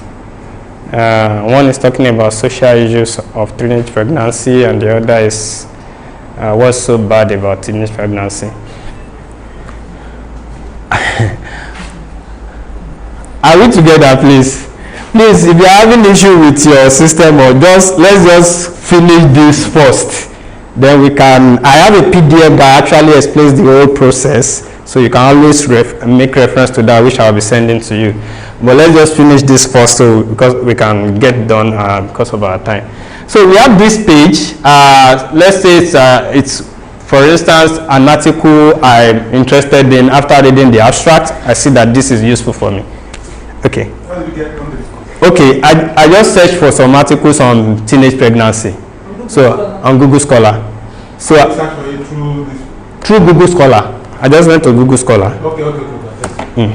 So what we want to demonstrate is how do we use that web importer that we downloaded. So this is the first article. I'm saying I've read through the abstract and I see that it's something useful for me. So all I have to do is just to click on this web importer and then sign in with my Mendeley account and add this to my Mendeley library directly. So you don't have to sign in every time, or because it's the first time I'm using it on this system. Can you add directly from there? Yes. From the article? Yes, right from here. From the abstract there. Okay, as we are seeing here to Mendeley. Yes. Yes, because this article is on Elsevier, it's on Elsevier's site, Science Direct.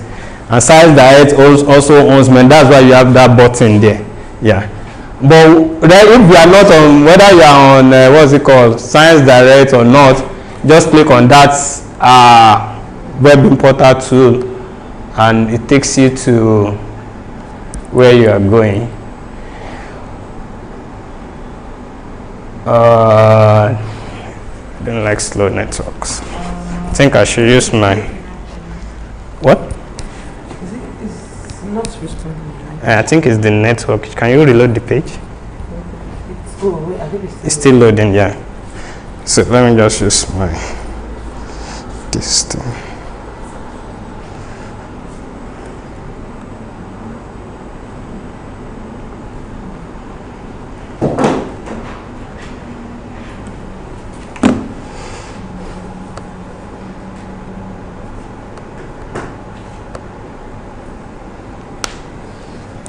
Cable access.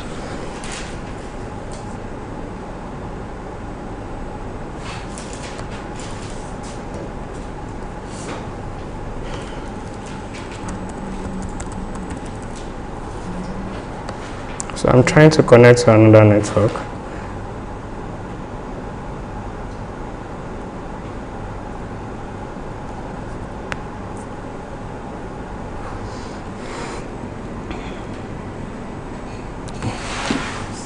Yes, please. Must you add extension? Must you add what? Extension when you are importing the web. When you said add extension. Yes, to install that web importer too. Yes, it's an extension of that browser. So yes. Because I'm having problem doing that. Yeah, it's still ongoing. It's still checking. It's going. Okay, it's going on now. I'm just. Yeah, it's done. It's done. Yes. So I shouldn't click turn No, on no, synchronize. just okay, close. that was the point. So it's hidden here. We'll pin it up there. Yeah. Okay. So this is it here now. Okay. So what's the use of the synchronizer? No, that's if you have maybe this is Chrome. Maybe you have Chrome on your phone too, so that it will appear there too. Yeah. Okay, yes. So you can now click on that web importer. Yes, you have to sign in. Your Mendeley account. Maybe it's the network. That's why I'm trying to change my own source of internet.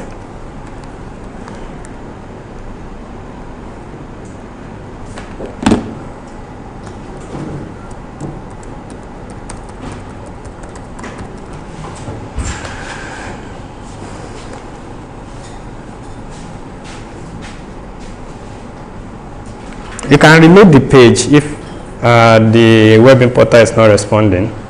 It's network issue. Should I get it? Okay, good.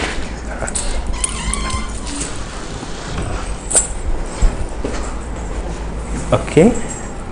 What's going on? Show the same recover amplify. That is fine.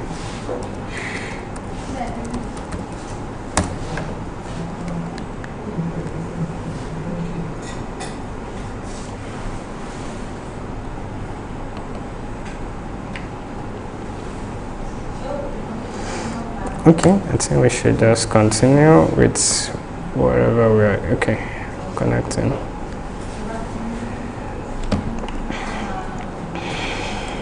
Oh.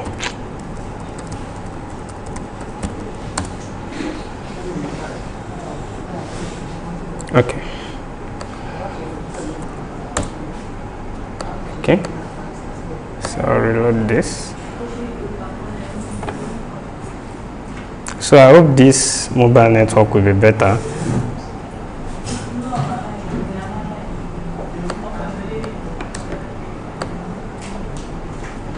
It isn't. Okay. It's up there, so. Okay, so I have this page where I'm interested in the paper. So I'll just click on the web importer. It brings the sign in page. I'll sign in to my Mendeley and then I can add to Mendeley directly. So each time you are on any page, any web page, and you are interested in citing that paper or the page, or you can just use that Mendeley web importer, click on it, add to Mendeley, click on it, add to, and everything you meet within the app once you get back to the app. So we are going to demonstrate that. But I think we are having some issues with the network.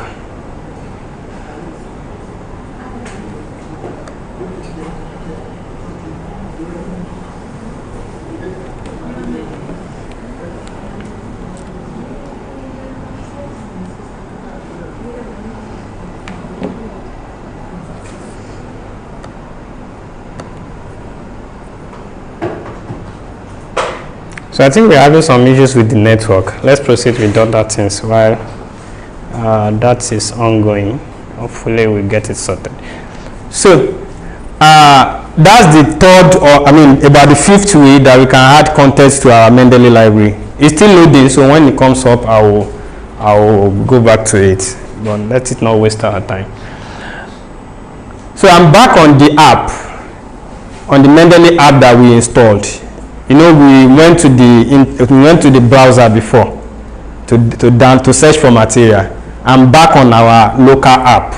So once you are on the local app, you will not, if you have selected some things, added some things using the Mendeley web importer app, you will not immediately see them until you click on this sync button.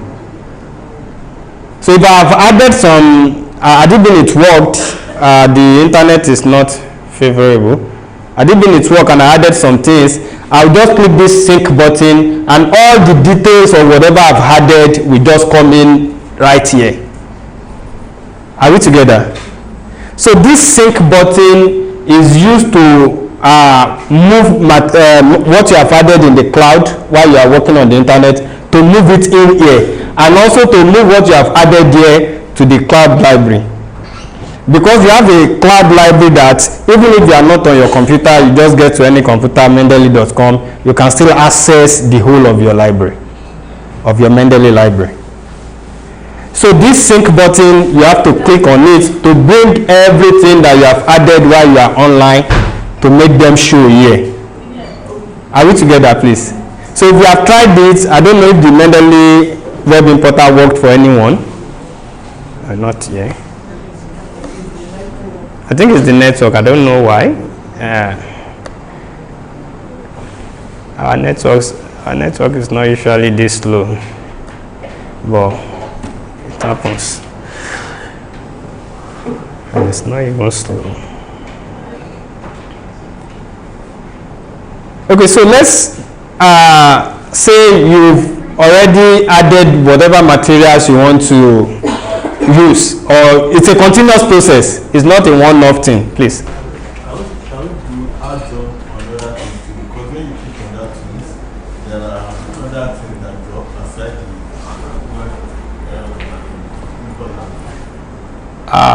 Yeah, are you referring to tools? Yes.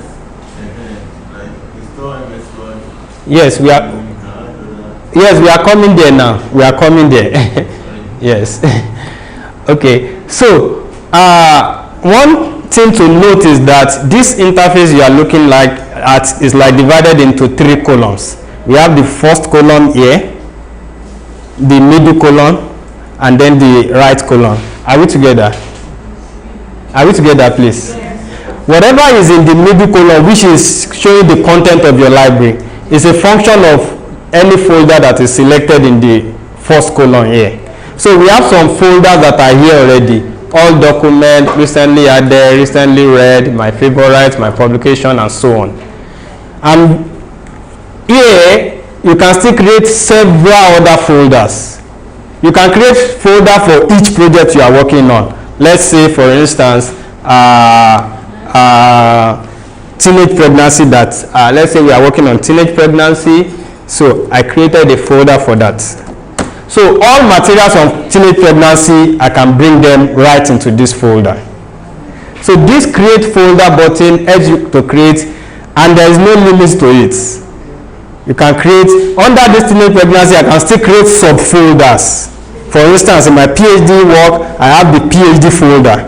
I have the 2.1 folder. I have the 2.2 folder, 2.3 folder. Do you get it? For under the literature review. So for each of those subsets, the materials I'm using are in each of the folders. Are we together? So this is the navigation panel that you can use to move around to organize your Mendeley library. Because usually what you have here will be too much. Like I said, if I log into my own account, it will be too crowded. So you can always move things from here to any folder by just selecting and dropping. So I can select, say, this, and then move it to that. I'll just click on it and hold on it, and then drag it to that folder and drop it there. So it comes in there. If you notice before, there was nothing in this folder. But because in my all documents, I moved it. Let me move one more. Let's say you click and drag it and drop it there. And it comes in there. So with that, you stay organized.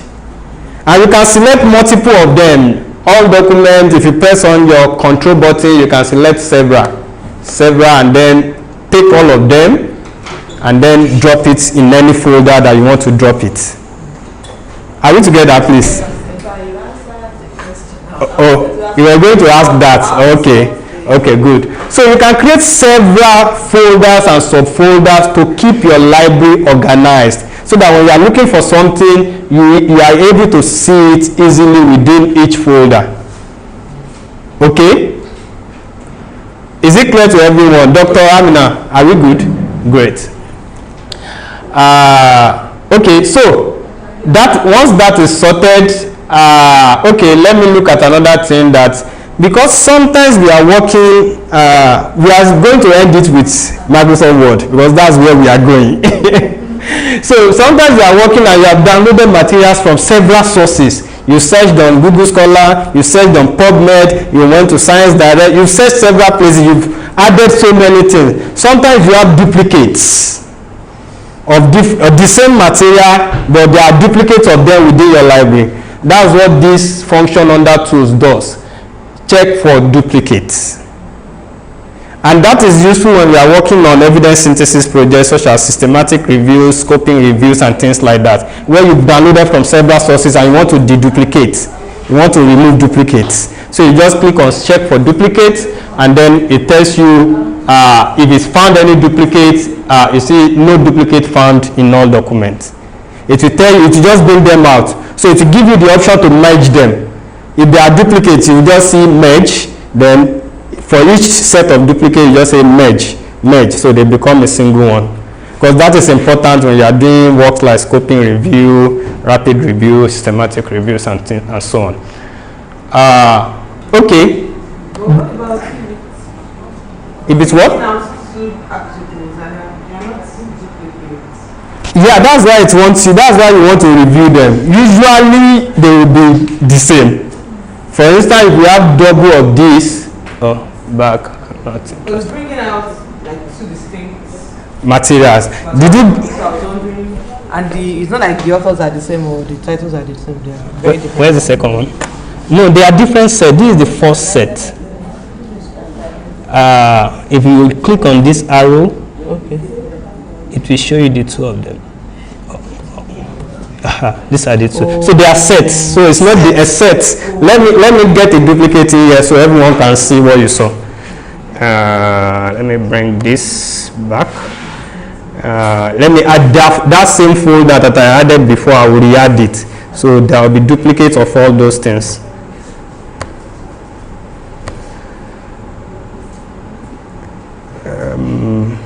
All document, add folder. I hope it's not. Are we on download? No. Download. Add the old folder. Okay. Of course.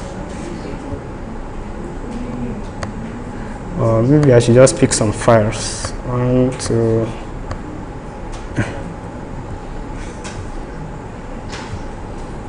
Okay, so I brought in some duplicates already. I hope they are there. So I'll go to tools and say check for duplicates. Oh, it's already saying no duplicate. It didn't pick the ones that were duplicate. But usually when you are working online, you will have gathered several duplicates that you can match. Are we together? So if you notice, whatever folder you select in this navigation panel is what will determine what is showing in the middle column. So if I select this folder of teenage pregnancy, it's just 2 items. So whatever folder you select here is what will determine what is displayed in the middle column, and whatever item you select in the middle column will determine what will be shown in the last column, which is the detail of that article. Are we together? So if I select all documents, I will see everything in that folder. Any item that I select here, the detail will be shown in this last column here. In this last column. Are we together? So in case you need to review anything like, okay, are these details correct and things like that, you see them here. Just select any of the article and the detail will be shown here. Are we together? Okay, good. So we are moving forward. I'm trying to make it a bridge, but also making sure we are not losing out on anything. Yes, please. The last column that is displaying the details. Yes. What of some articles whereby the details do not put there or it must, and by the time it gets there, yeah, it's not showing. What we want to do to it? It's not showing. For some articles. Well, if you select anything here, you mean that item is here. It's not complete. It may just show the title, probably the author, then give out some details. Okay. You know, there are different types of files that we download. Some are maybe reports, some are journal articles, and so on, etc. So these different types of files, they are formatted in different ways. So by the time we didn't type all these details here, it extracted them. By the time Mendeley is reading that file, those reports and several other types of material, they are not usually formatted in a journal format that it can easily extract. So some of those details, you may not be able to see the author or the title. So if such thing happens, once you click on it, all those details all those details of that material that is stored will be here. And then you can come and add whatever is missing right here. By clicking here, I can type anything manually. if I click on the author, I can add any author.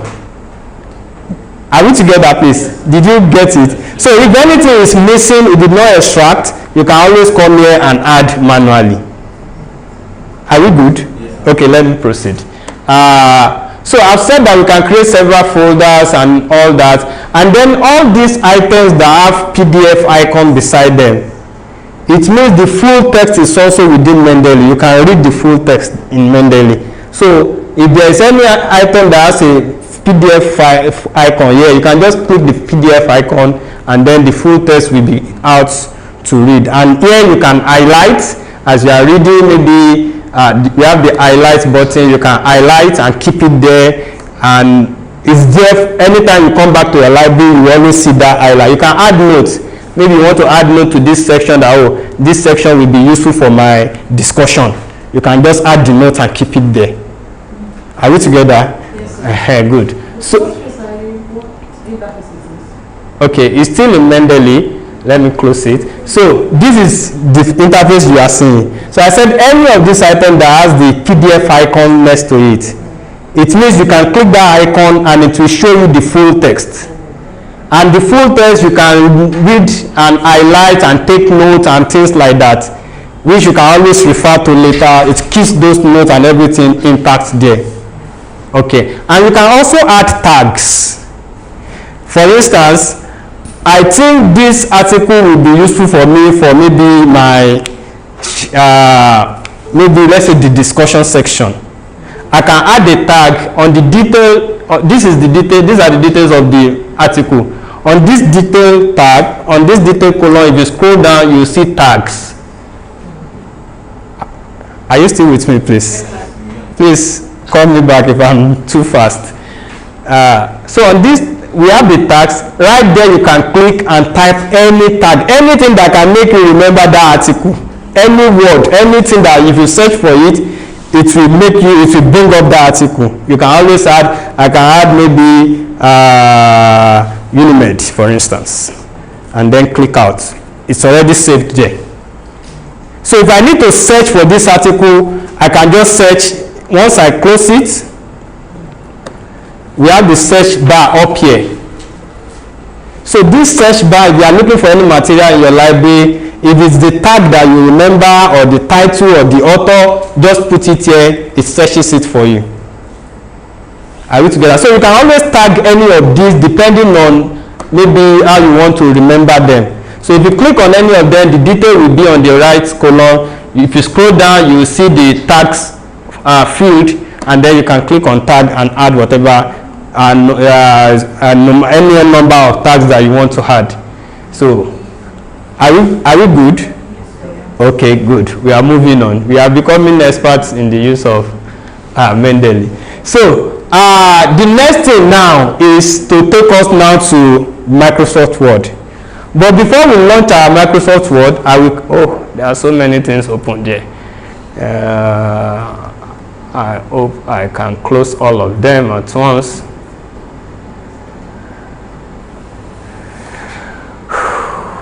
Please, just a minute. Let me confirm I can close this because it's not my system. Sasha, she will close our Microsoft Word here. Can save one, can close one. Oh, she could there. So that I'll just save because I need it to. I need all of them to close before I can.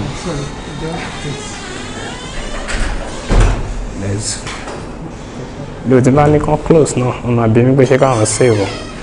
So please save.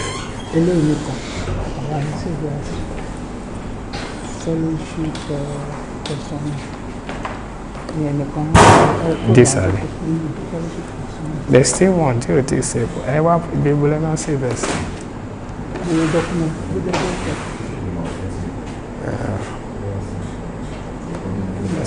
Fellowship questionnaire.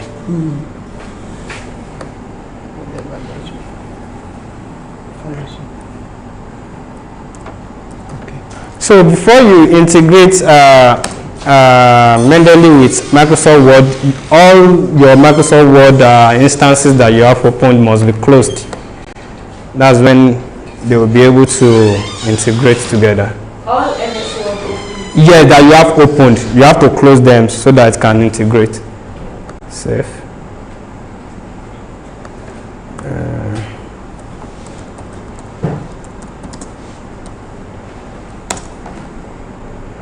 Save.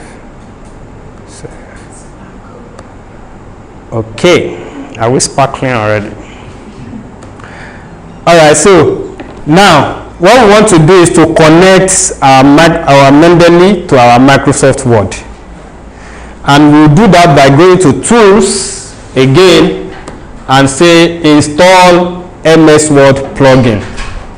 Under Tools, the Tools menu up here in the app, click on Install MS Word plugin. So it will just bring up this screen and you just say OK. That's all. You've installed it. So that plugin is linking your Mendeley app with your Microsoft Word. Did you get this response? Yes. Great. So I say OK. So I can now open my Microsoft Word document now to make use of Mendeley in my work.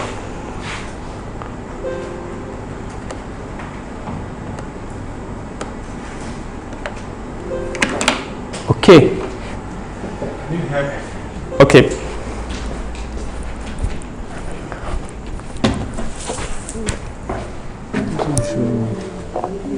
Able to install. Okay. What version of Word do you use? Word.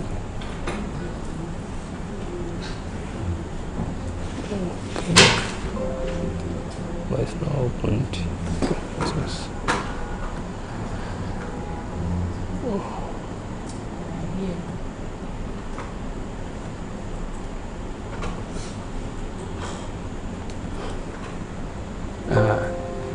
Where is your Microsoft Word? Is it this? Or where do you normally launch it from? I just open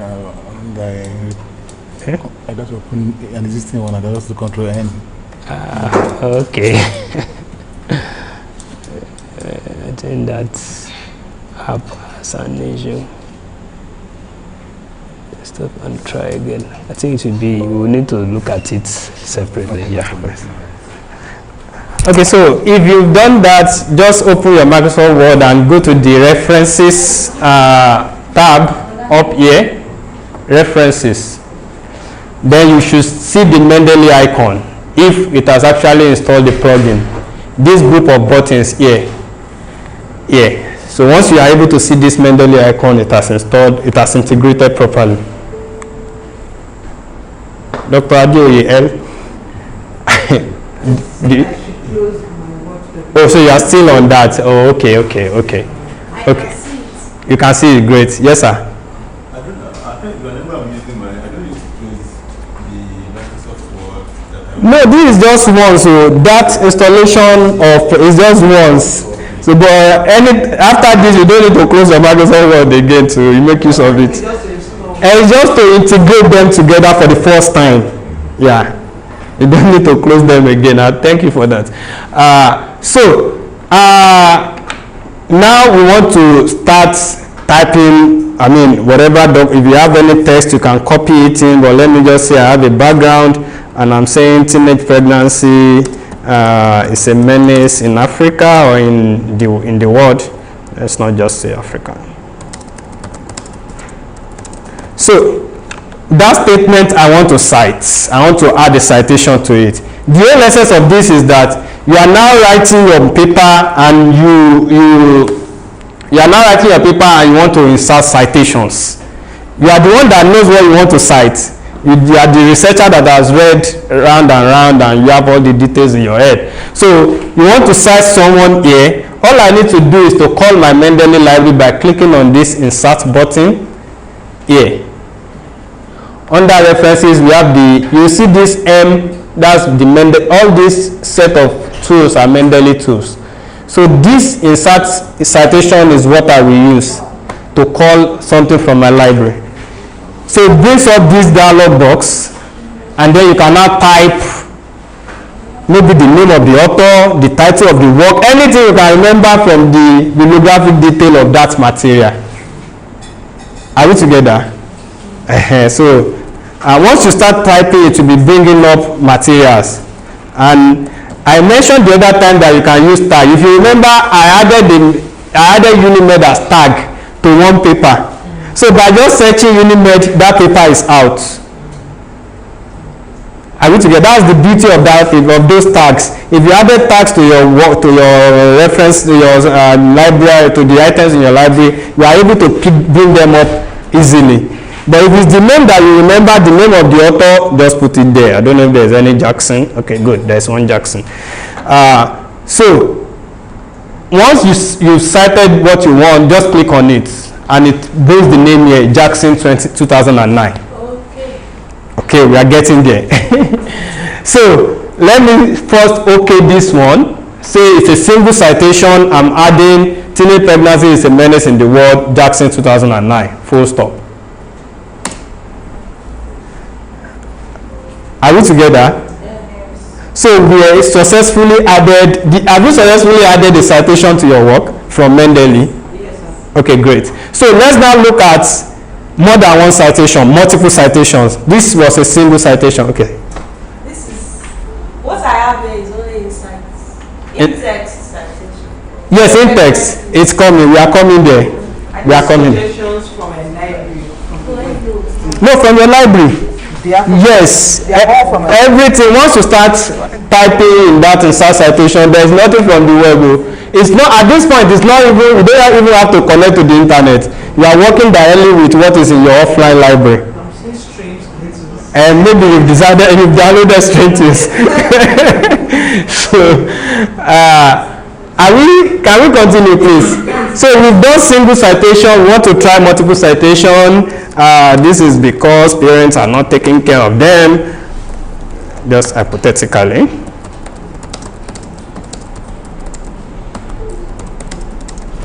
Okay, so I want to insert another citation here. I'll go to insert citation again, and then I search the authors now. Unimed, let me, oh no, is that Jackson that is Unimed? Let me just pick any other one. So what we want to do, remember, is multiple citation. So if you want to do multiple citation, once you search for one and you pick it, instead of clicking OK, you search for the next one. You can see it has put a semicolon on that. After the first one I selected, there's a semicolon and it's now saying search for additional reference. So I can start typing again to search for another one. So let me pick these two. So I have two. I can see cite more if I still want to cite more. Are we together? Okay, we are doing multiple citations. So once you search for one and you select it, the first one was Kwon something, we selected it. Instead of clicking OK to end it there, just search for the next one. And then once you are satisfied with where you are going, click OK. And all the two citations will come in there. Are we able to do that successfully? Or we are on the way?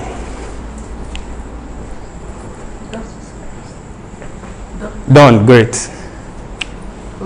Done. Are you with us? But you are following. Oh, great.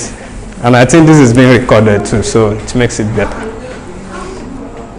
Okay, so we've been able to insert single citation, multiple citation, but there are situations where you want to insert, these are indirect citations, whereby you are putting things in brackets.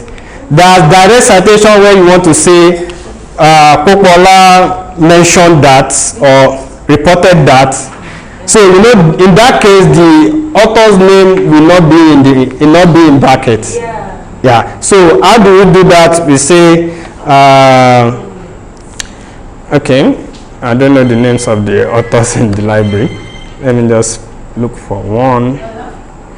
Vingilis. Okay. So let me say Vingilis reported. Vingilis 20, whatever, reported that teenagers are getting more involved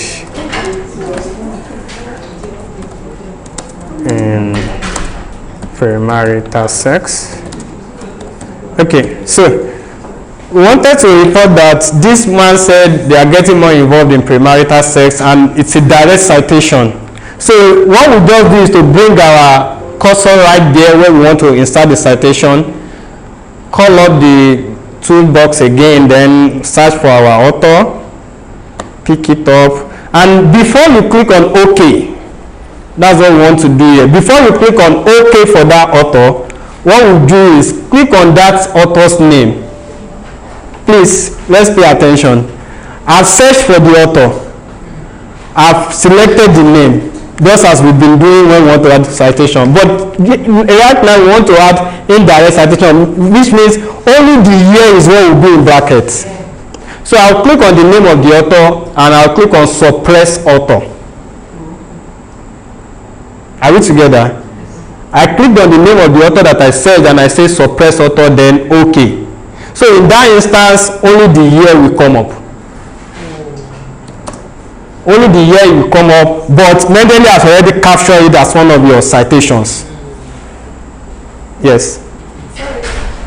I guess this is a PDF. Yes. How many references? 1001 formats. We will soon do that. It's just a button and everything will change. And that is a very important one because papers have been abandoned because maybe it was rejected somewhere and another journal wants you to use another format, and to sit down and reformat it, say from Accra to Vancouver, cause problem, or maybe from Vancouver. So it could be stressful. There are papers that are abandoned because, okay, I will look for time to do that. So Mendeley solves that problem once and for all. If you a question, or can I continue? Okay, let's proceed. So we've added citations here and there, and this can continue till maybe 1,000 pages till you are through with your work, and then you just want to insert all your references. Let me just add the title references, place the cursor here. Wherever your cursor is, once you click on this insert bibliography, all your references will come out formatted in the right style that you are using. Okay. So place your cursor anywhere, then go to the tools up here under references. You see insert bibliography here. So click on insert bibliography and all your references are out there. The list of your bibliography. Okay. Okay. So let's check what we are using. So to change the style, depending on what your institution requires or the journal you want to use, right here we have the style field. So just click on this drop down menu, and then, okay, right now we are using APA 7th. So everything that is being done up to this moment is APA 7, but you can change it to any other one depending on what you are interested in. If you need more styles, just click on more styles. Like I said, there are 1,001 of them. So I want Vancouver. I'll click on it. I'll say use this style. Done. It reformats it to 1, 2, 3 and all that. So it's just by a click of a button, you change the style, everything, even if there are 1 million pages, it reformats and everything is sorted out for you. If you insert any other citation here, it will give you the right numbering and then add it to the reference list immediately. Automatically updating. So there is no issue. So it keeps us, it tells us to keep tab of the references, so we don't get to the situation whereby they say, where is this citation in your reference? It's missing and all that. So it makes it easier in that way. What else have I not said? Any question? Yeah, but was this site okay. non-PDF documents? Of course, at this point you are not citing. On the web page. Yes, If you selected with that, I don't know why this web importer is just loading. If you are maybe on a newspaper web page now, just grab with that web importer and add it. Why is it taking time to load it? Do I have my... I'm beginning to suspect it's the system. Was anyone able to use the web importer? I use it all the time. I still used it yesterday. Oh, no, day before. Did I come with... No. Thought I brought it. Yes, I know man is tired. I'm trying to rush. Seriously. Okay, I hope we can try to check this with another system tomorrow, but you can also try. I'm using my personal. And it's just rolling. I don't know why. It works all the time. But maybe, yeah, possibly. So, but at the point of referencing, there's no discrimination between PDF or anything. Whatever is in your library, you can cite.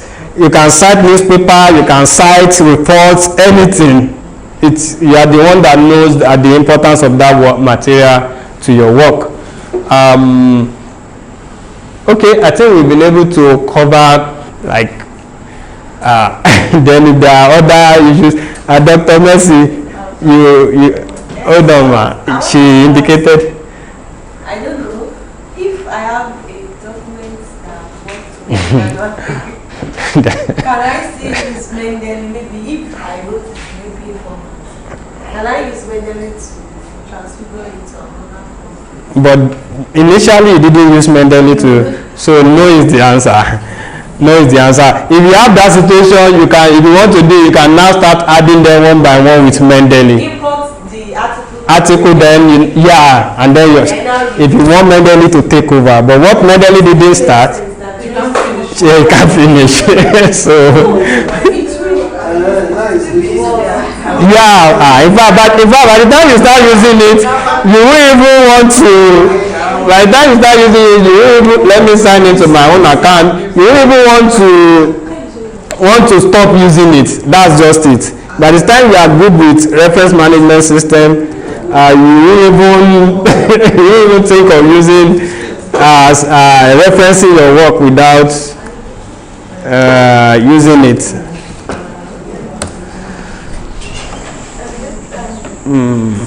Yes, ma'am.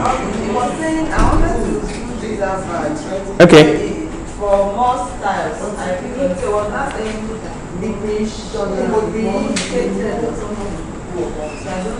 under more styles? Yes, I did for Vancouver, I added it, it's now displaying. Yes. So I wanted to like do for Harvard so that it will also be showing. So it's not coming up? Yes, it's saying deprecated or something. Deprecated, maybe they are not using, maybe Harvard has created another one apart from this, yeah.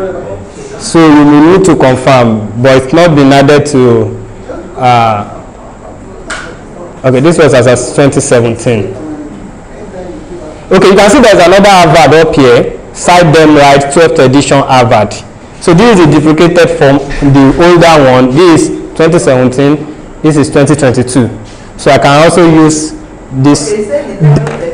Yes. So can you see the 12th edition too? It's reference manager. Yes. Okay, maybe that's mine is No, it's not reference manager. It's still the same. It's still the same. It's saying 11th edition, 2021. No, I don't get it. Are you under more styles? Yes. More styles, Harvard. Yes. Harvard. Cite them right. Cite them right. Yes. 11th. 11th. Oh, okay. Okay, you can still go to get more styles and maybe search for the 12th, the next tab, and search for the 12th edition.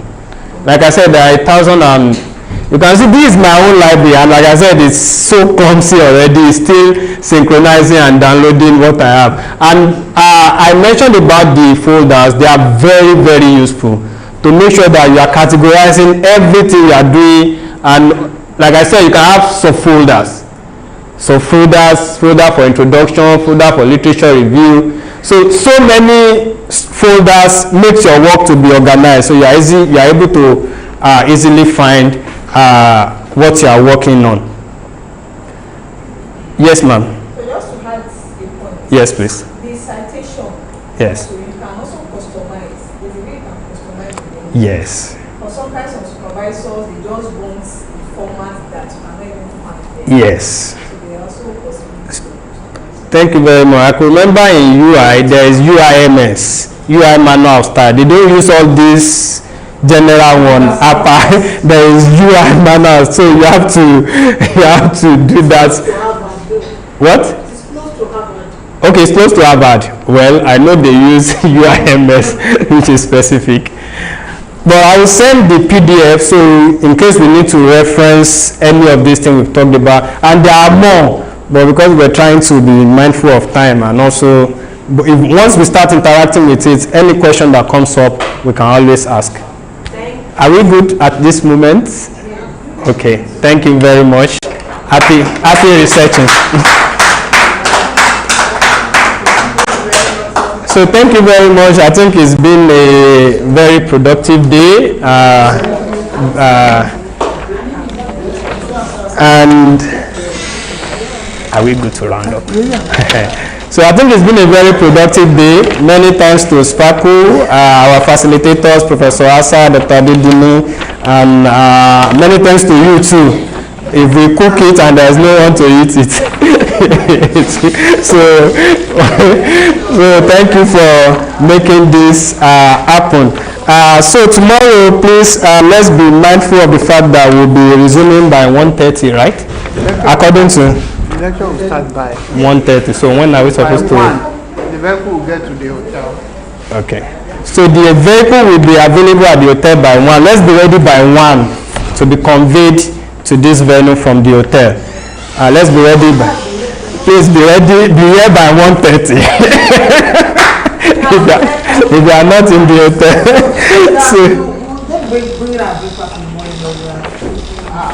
Please see Sparkle headquarters for that. That is top finisher. Really, yes, sir. I'm using Okay, good. so you don't give me Papa 7. I don't know because of the MS code. That you even have the latest. Where's your word? Let's go to process.